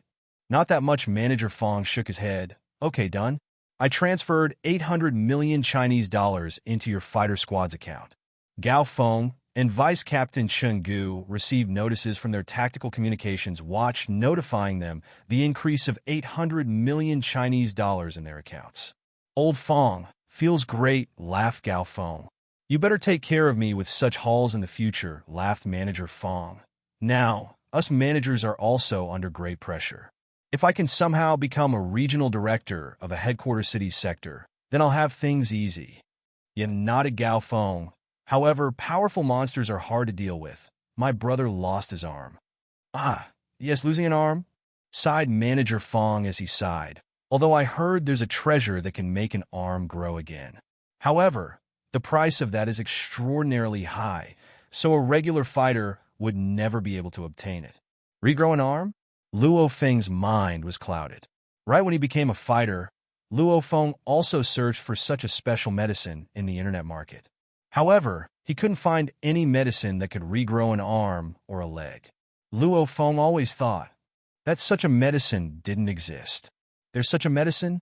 Gao Feng also said out of surprise. Manager Feng, what is that thing? Can it regrow a leg too? Luo Feng also asked excitedly. n/o/vel/b/and.c//om. Wow, his brother has been handicapped all these years. If there's a chance to let his brother stand up again, he'll do everything he can to make that a reality. There is. It's the legendary elixir of life. Don't even talk about a leg or an arm. Even if the lower half of your body is missing, it can grow back, said Manager Feng. However, This thing comes from an existence that far surpasses a horde littered made from the soul of the invincible emperor-level monster, Earth Dragon. There are just a few Earth Dragons spread around the entire world. So each elixir of life is extremely expensive. And it's also extremely rare. You can't find them on the internet markets. Our alliance also has none of them in stock. The price for one of them has already reached 30 billion, and there's no market for them. 30 billion for one? No market. Luo Feng's heart started beating faster. Right when he thought of his brother sitting on his wheelchair and silently looking out to the scenery outside, Luo Feng couldn't help but to clench his fist. No matter what, I'll let my brother stand up again. For sure. However, Luo Feng knew just how hard it was to make 30 billion. N/O/vel/b/and .c//om. A weak low-level horde leader is worth around 500 million to 1 billion Chinese dollars. Even if you hunt them alone and kill 10 horde leaders in a year, you would probably make only around 5 to 6 billion. Also, it's extremely hard for even a war god level fighter to kill horde leaders. The average war god level fighter probably makes around 5 to 6 billion in a year. Even with that, you would have to work hard for 6 or 7 years. Furthermore, he's not even a war god level fighter yet. It was only out of luck that he was able to meet this heavily wounded hunter. There's no way he can get lucky every time. Even though it'll be hard to make 30 billion Chinese dollars, it's not impossible with the sleeping potential in my spiritual force. However, killing an Earth Dragon, Luo Feng laughed bitterly in his heart. A horde leader is already extremely horrifying. An existence that surpasses a horde leader the Emperor level, the strongest monsters on Earth. There are also humans that surpass the war god level. For example, the strongest fighter Hong and the second strongest Thunder God both surpass the war god level. However, these existences are extremely rare. Killing an Earth Dragon? Even the strongest human fighters on Earth can't be 100% sure that they can kill it. Elixir of life? Captain, when one of you guys reach the level of the world's strongest fighter, Hong, throw some small cash at me so I can buy one elixir of life, laughed Jiang. The other members of the Fire Hammer squad couldn't help but to laugh. Reach the level of Hong? Such a person can fight against the government's entire army alone. For these types of people, 30 billion is indeed small cash. However, how many people on this world can reach that level? Go, let's eat, laughed Gao Feng. In a restaurant on the 3rd floor of the HR Alliance Market, there were dishes all over the table, and the members of the Fire Hammer squad were all grouped in front of a laptop on the side. Captain Gao Feng swiftly scanned his finger on the scanner, typed in the 3 one-time passwords, and entered the Fire Hammer squad shared account. 800 million Chinese dollars. As we said before, Luo Feng did all the work, so he gets the highest possible 80%. The rest of us will split the 20%. No complaints, right? Gao Feng looked at the group. The group nodded and Luo Feng laughed. Fighter squads had all sorts of rules. Some of them try to make the members compete, while others promote unity. Luo Feng gets 640 million. The rest of us get 32 million. Gao Feng swiftly transferred the money. Beep. Transaction successful. Notifications appeared one by one on the laptop screen.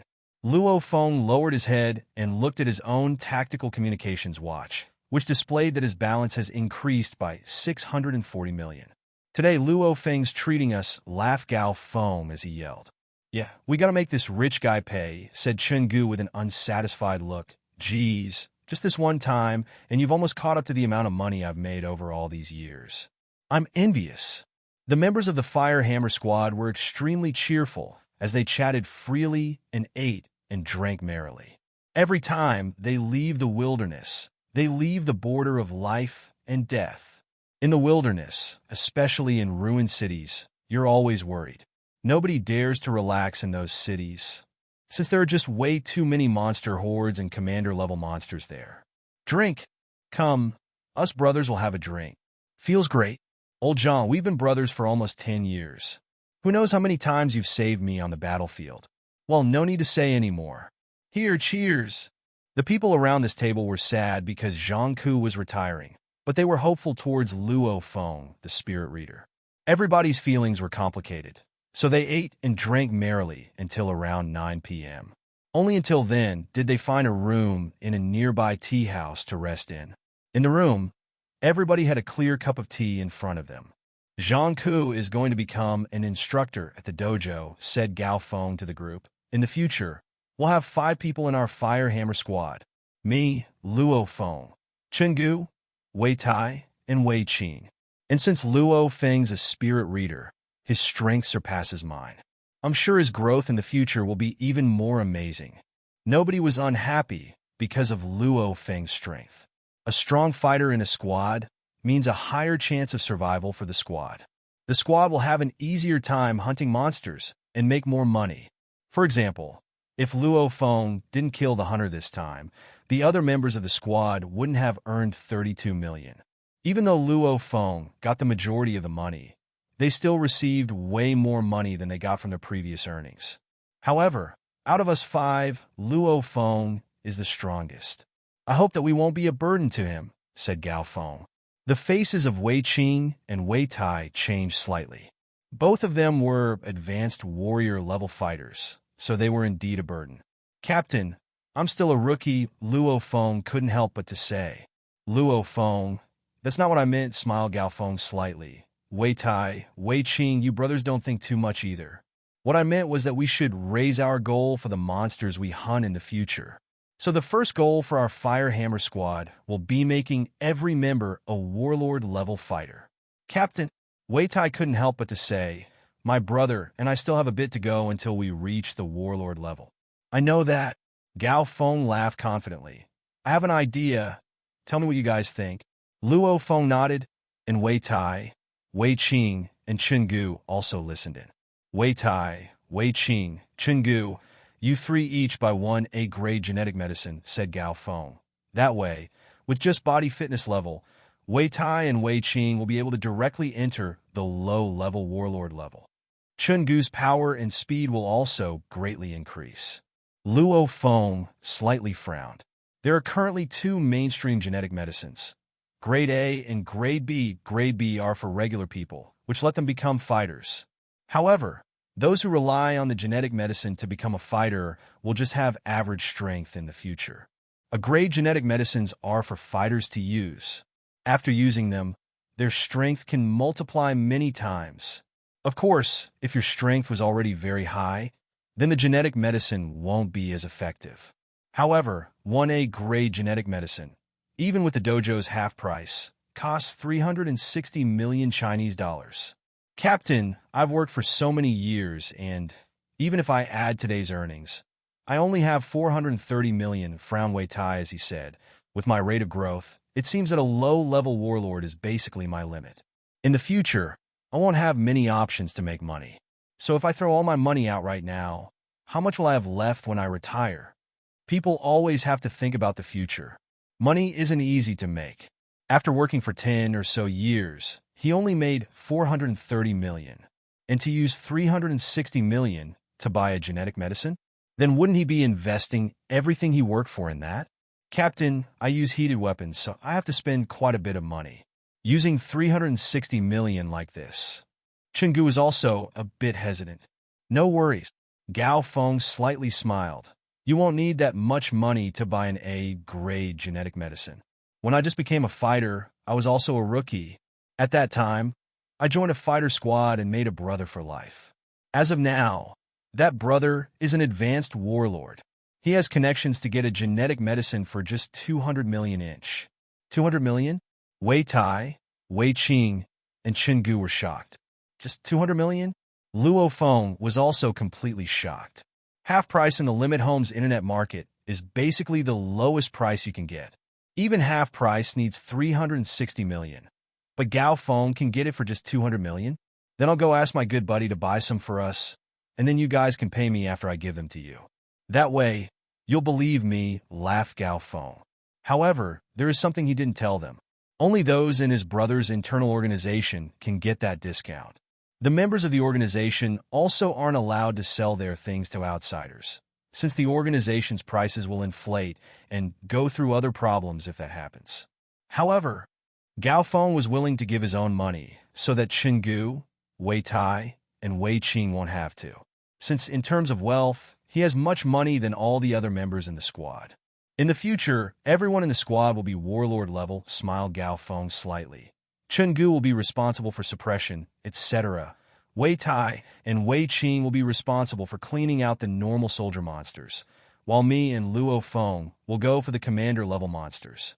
With our squad's efficiency, we'll surely be able to kill large amounts of commander-level monsters. The amount of money we'll make will be at least 10 times higher than we made in the past. Luo Feng couldn't help but to be excited inside. According to what Gao Feng said, everyone in the Fire Hammer squad will become elites. A squad full of warlords, and with his spiritual force. The power of this squad will be crazy. Even though Wei Tai, Wei Qing, and Gu were surprised by their captain's suggestion, they still nodded in agreement in the end. They also knew clearly that one of the members in the Fire Hammer squad will grow at a rapid rate. If they can't keep up, then in time, they'll be abandoned. After that, Luo Feng and the others split up in the HR Alliance market and returned to their respective homes by train. Yangzhou City, Minghua Sector. As of now, it was already deep into the night. A fighter-only car, a Volkswagen Touareg SUV, encountered no resistance as it entered the sector. Beep! The Volkswagen Touareg stopped in front of the entrance to the limit hall. Gu, Jiang, and Luo Feng's homes were all gathered in front of the limit hall's entrance. Homes of dojo instructors like Chief Instructor Wu Tong were also there. Luo Feng opened the door and got off the car.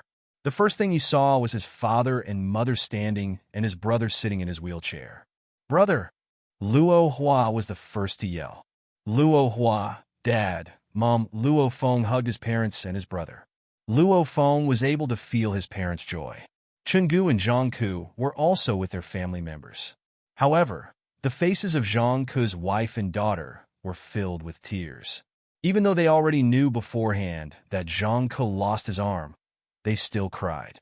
"Wife, daughter, I'll be with you guys forever now." You couldn't see any sorrow on Jiang's face. Brother Jiang, Luo Feng stole a glance. There was an extremely high possibility of the Tiger Fong squad attacking the Fire Hammer squad because of the feud he had with Zhang Zehu. The 3 heroes of our dojo have returned safely. It's quite late now, so let's all get some nice rest, laughed Chief Instructor Wu Tong.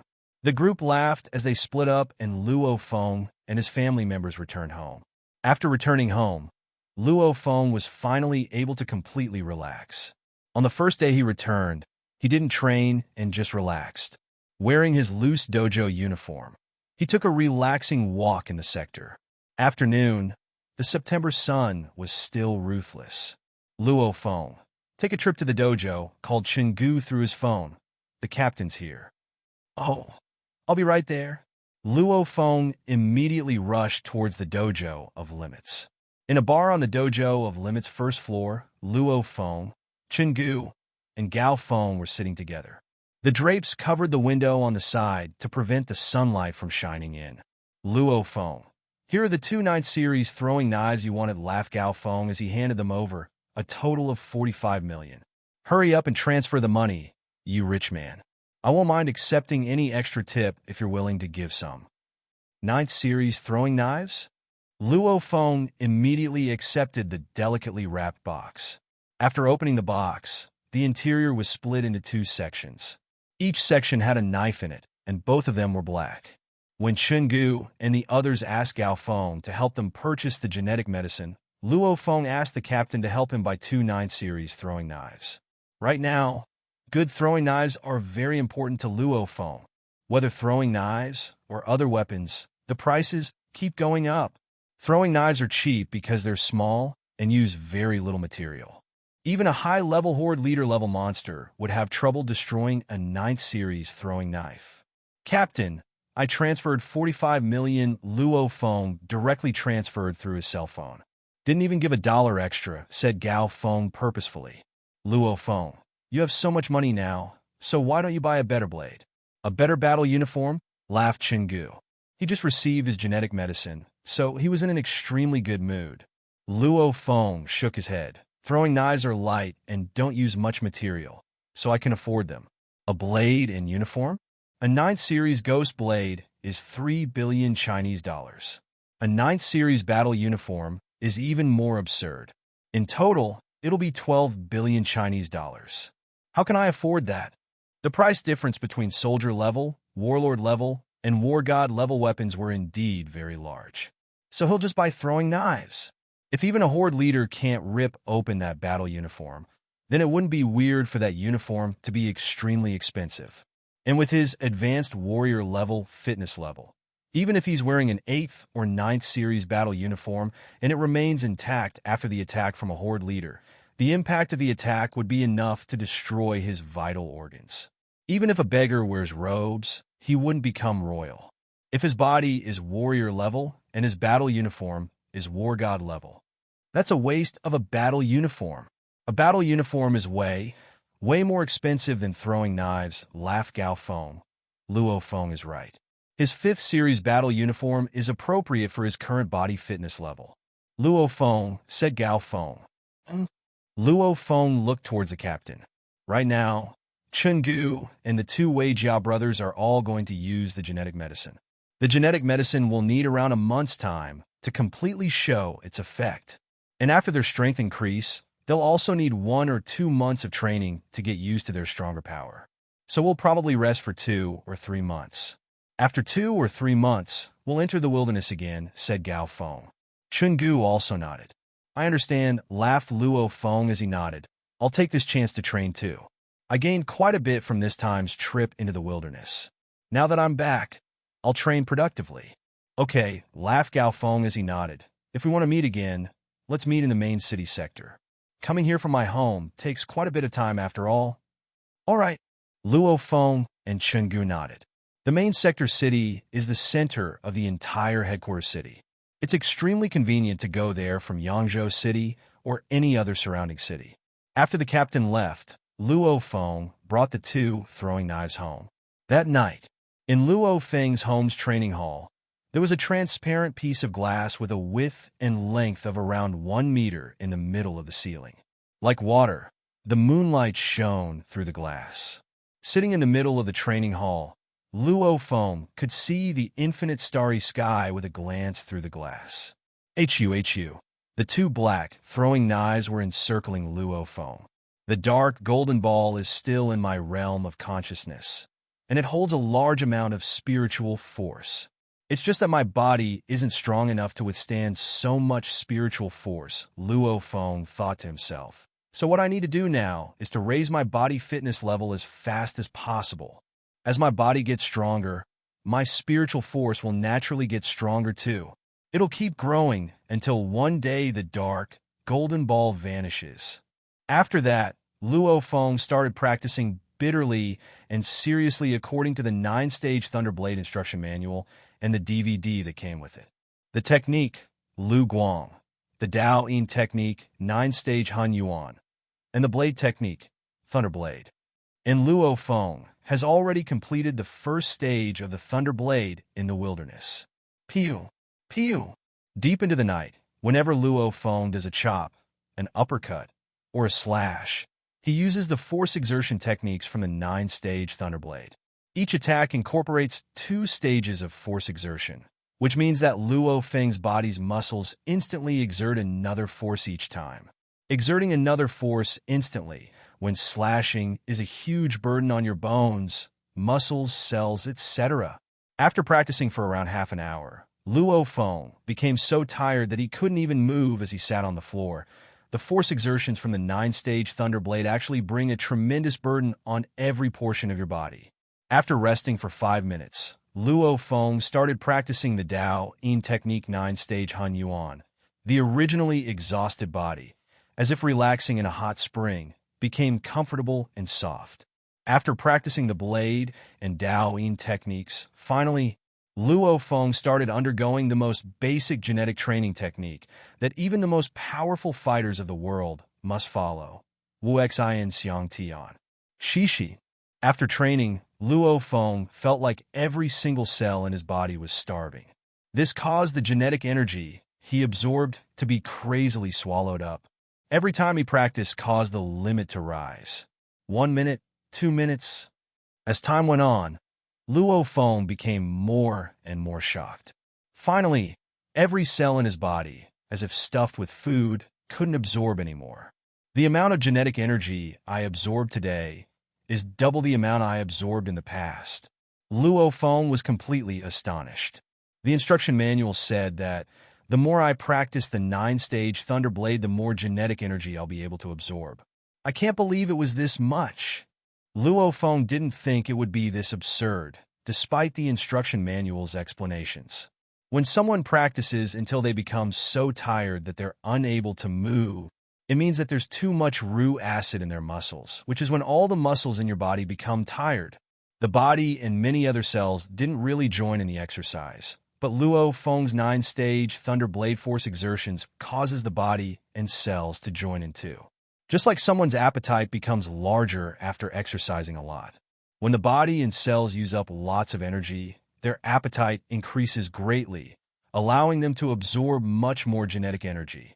I'm only on the first stage, and yet the amount of genetic energy absorbed increased by so much. How fast will I be after getting to the 9th stage? Not only will I be able to train quickly, but my blade's power will also increase greatly. No wonder you can become the strongest fighter on the entire world.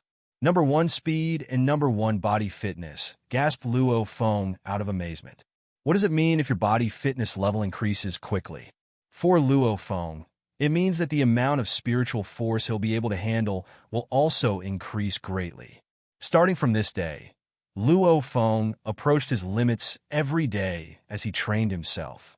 And he finally found the best way to train, which is undergoing Lu Guang as he swings his blade. The speed doesn't have to be quick, but each slash and step has to be serious.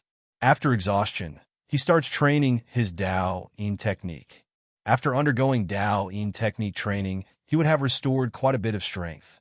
He'll once again train his technique and blade technique, and then undergo Dao Yin technique training again.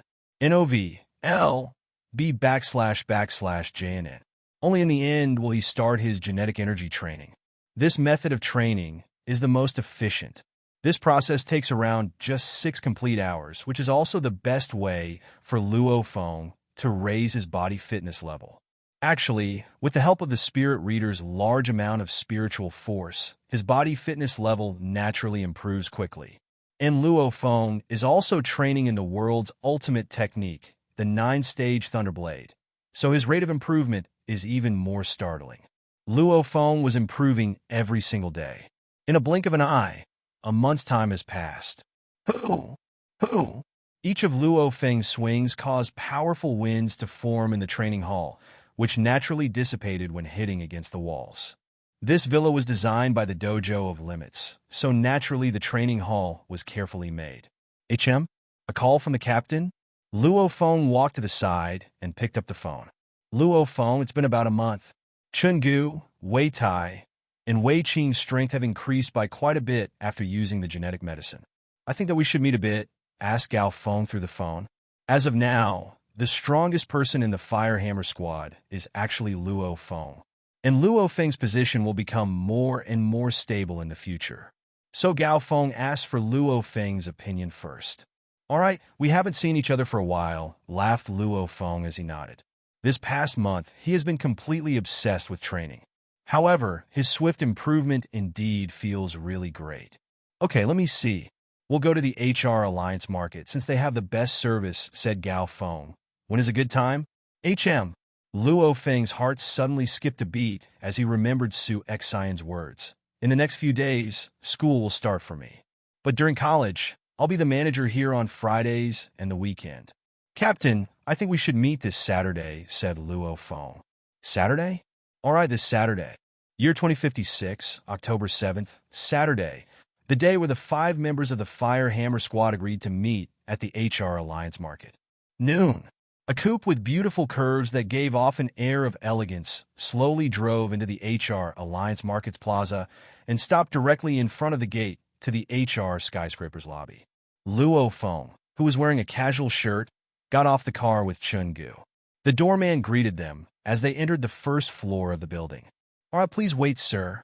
Luo Feng just stepped into the lobby and, with a glance, saw the professional Su Xin in a white shirt at the faraway bar smiling as she chatted with some fighters. She couldn't help but to notice a shadow approaching the bar, and, with a closer look, joy appeared in Su Xin's eyes. Luo Feng, yelled Su Xin as she smiled. Su X and Luo Feng smiled as he was next to the bar. Give me a cup of tea. Oh yeah, do you have time? For us old students to chat. Su Xin hesitated for a bit, and then laughed as she asked the other waiter. She then walked out of the bar as she laughed. There aren't too many guests here today. Luo Feng, let's go chat over there. At this time, Chenggu, who was sitting on a couch far away, gave Luo Feng a big thumbs up. In a quiet corner of the bar, Luo Feng and Su Xin sat face to face. Luo Feng, when did you come back from the wilderness? Did you just get back? Su Xin sat quietly as she held a teacup. The green tea caused the transparent cup to give off a green light. I've been back for a while, answered Luo Feng. Su Xin let out a smile and couldn't help but to laugh as she said, You've been back for so long, and you didn't even come to see your old classmate. Or could it be, you're looking down on me? You're the only person in my senior class that became a fighter, so I want to brag about you when you become famous one day. Ah, Su Xin, which college are you at now? Asked Luo Feng. Luo Feng and Su Xin, the two sat here as they chatted freely. They talked about some of the things going on in their lives right now. Even though Luo Feng had a crush on Su Xin, which Su Xin was aware of, none of the two brought up that topic. They just sat here and chatted normally and quietly. Luo Feng himself was quite satisfied with chatting normally. At this time, a youth wearing a black shirt and black trousers walked out of the elevator. He glanced at the corner of the bar and saw Su Xin and Luo Feng. Who's Xin talking to? Frowned the youth as he looked carefully. It seems to be Luo Feng, who was an elite student in Su Xin's high school senior class. He knew a lot about those in Su Xin's high school and has looked over the data on the famous ones like Luo Feng and Zhang Haobai. The youth let out a cold smile.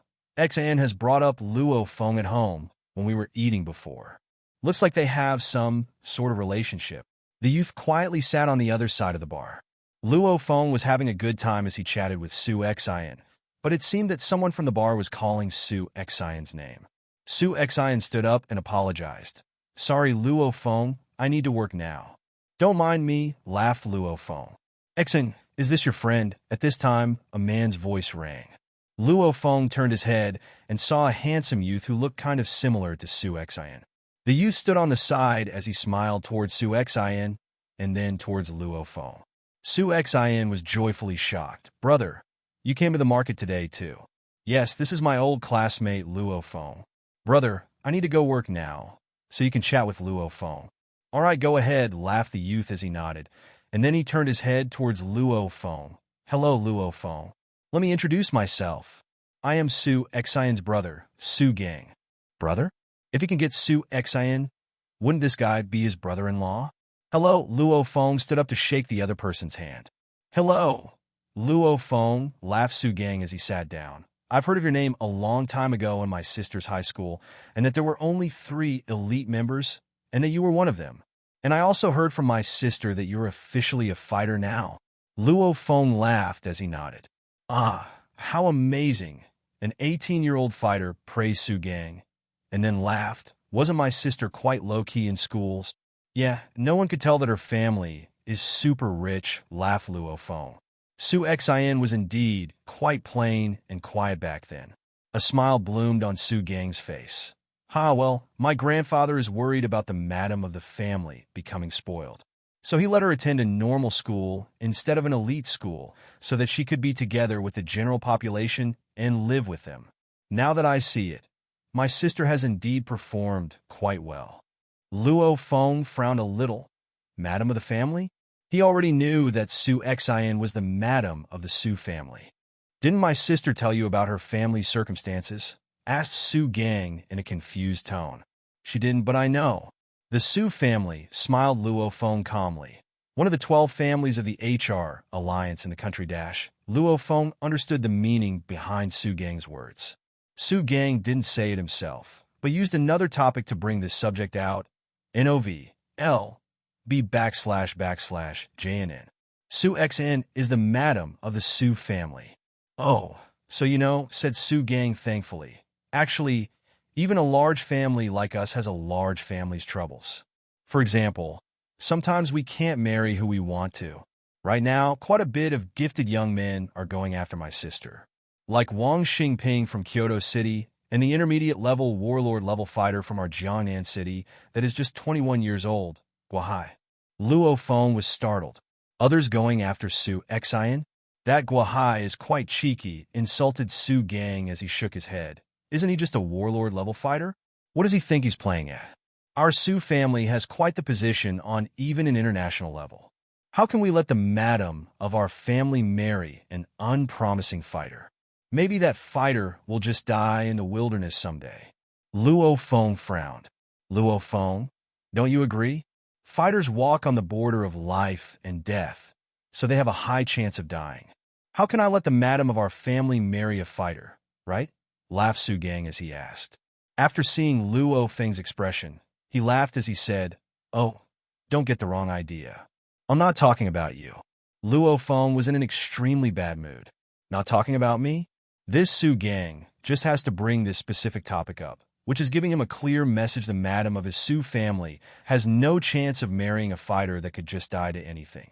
So, Luo Feng, you better not get ahead of yourself. Actually, said Su Gang thankfully, compared to that, I prefer that Wang Xingping more. Wang Xingping is the young master of the Wang family in Kyoto. The Wang family is also in control of large amounts of wealth. If he just stays home and gives the command, quite a bit of fighters will work for him, so he doesn't have to risk his own life. As a brother, I want my sister to live a stable life, sighed Su Gang. Compared to a fighter, young masters with large amounts of wealth are the perfect match for my sister. Fighter. For example, families like my Su family and the Wang family, which one doesn't have a crowd of warlord-level fighters under them. And I don't even have to mention the numerous warrior-level fighters, laughed Su Gang as he shook his head. Su Gang clearly doesn't care much about fighters. He cares even less about warrior-level fighters. He has the capital to do so. As one of the 12 families of the HR Alliance, they indeed have a large amount of warlord-level fighters and an extremely massive amount of warrior-level fighters. Luo Feng, a sound carried from far away. Luo Feng turned his head and looked. Captain Gao Feng and the Wei Jiao brothers have arrived and were sitting next to Chingu. Luo Feng laughed as he yelled, "Captain, I'm coming now." Young Master Su Gang, Luo Feng laughed as he looked at Su Gang. Su Gang let out a smile. Actually, after saying that much, Su Gang believed that his message has been clearly sent to the other person. His family even belittles a 21-year-old intermediate-level warlord-level fighter. So you, Luo Feng, a rookie fighter should know his place and stop bothering my sister. Young Master Su Gang, your Su family sure is great, being able to control a crowd of warlord-level fighters, smiled Luo Feng. However, I wonder if your Su family can command a war god fighter at will. Su Gang froze. War god? How many of those are in Jiangnan City? His Su family does have a war god level fighter, but that's just because the Su family is coaxing that fighter with large amounts of money. I wonder if your Su family would be able to meet an existence that surpasses a war god, followed Luo Feng. Su Gang's face became even worse. An existence that surpasses the war god level, like the strongest fighter, Hong. An existence that equals an entire army. Even if his family wants to meet the strongest fighter on Earth, they don't have the right to. And don't even talk about trying to equal them. Compared to Hong and Thunder God, the Su family is just like an ant. Young Master Su Gang, we count as friends, so I'll remind you. Don't look down on fighters. Luo Feng looked at Su Gang. Su Gang treated him with no respect, so why should Luo Feng respect him? After saying that, Luo Feng turned his head and walked away. The cold air from the lobby's air conditioner was calming while the soft music was flowing like a river. However, there was fire in Luo Feng's heart. For example, families like my Su family and the Wang family, which one doesn't have a crowd of warlord-level fighters under them. And I don't even have to mention the numerous warrior-level fighters. Su Gang's words repeated over and over again in Luo Feng's head. Su Gang, Didn't you say all of this to get me to back off and stop going after your sister? Luo Feng's gaze was cold. Don't worry, Luo Feng, will definitely reach the peak of the fighters. A fighter that is treated equal by a government's army. At that time, I'll have your Su family accept me with smiling faces. Of course, he'll go after Su Xi. However, they'll have the Su family accept him with smiling faces and a low profile, as they do. Fighters are the ultimate power of the world. The so-called super families in front of the strongest fighters are just scum. In this moment, the noon of year 2056, October 7th, Luo Feng's first contact with Su Gang causes ambition to begin.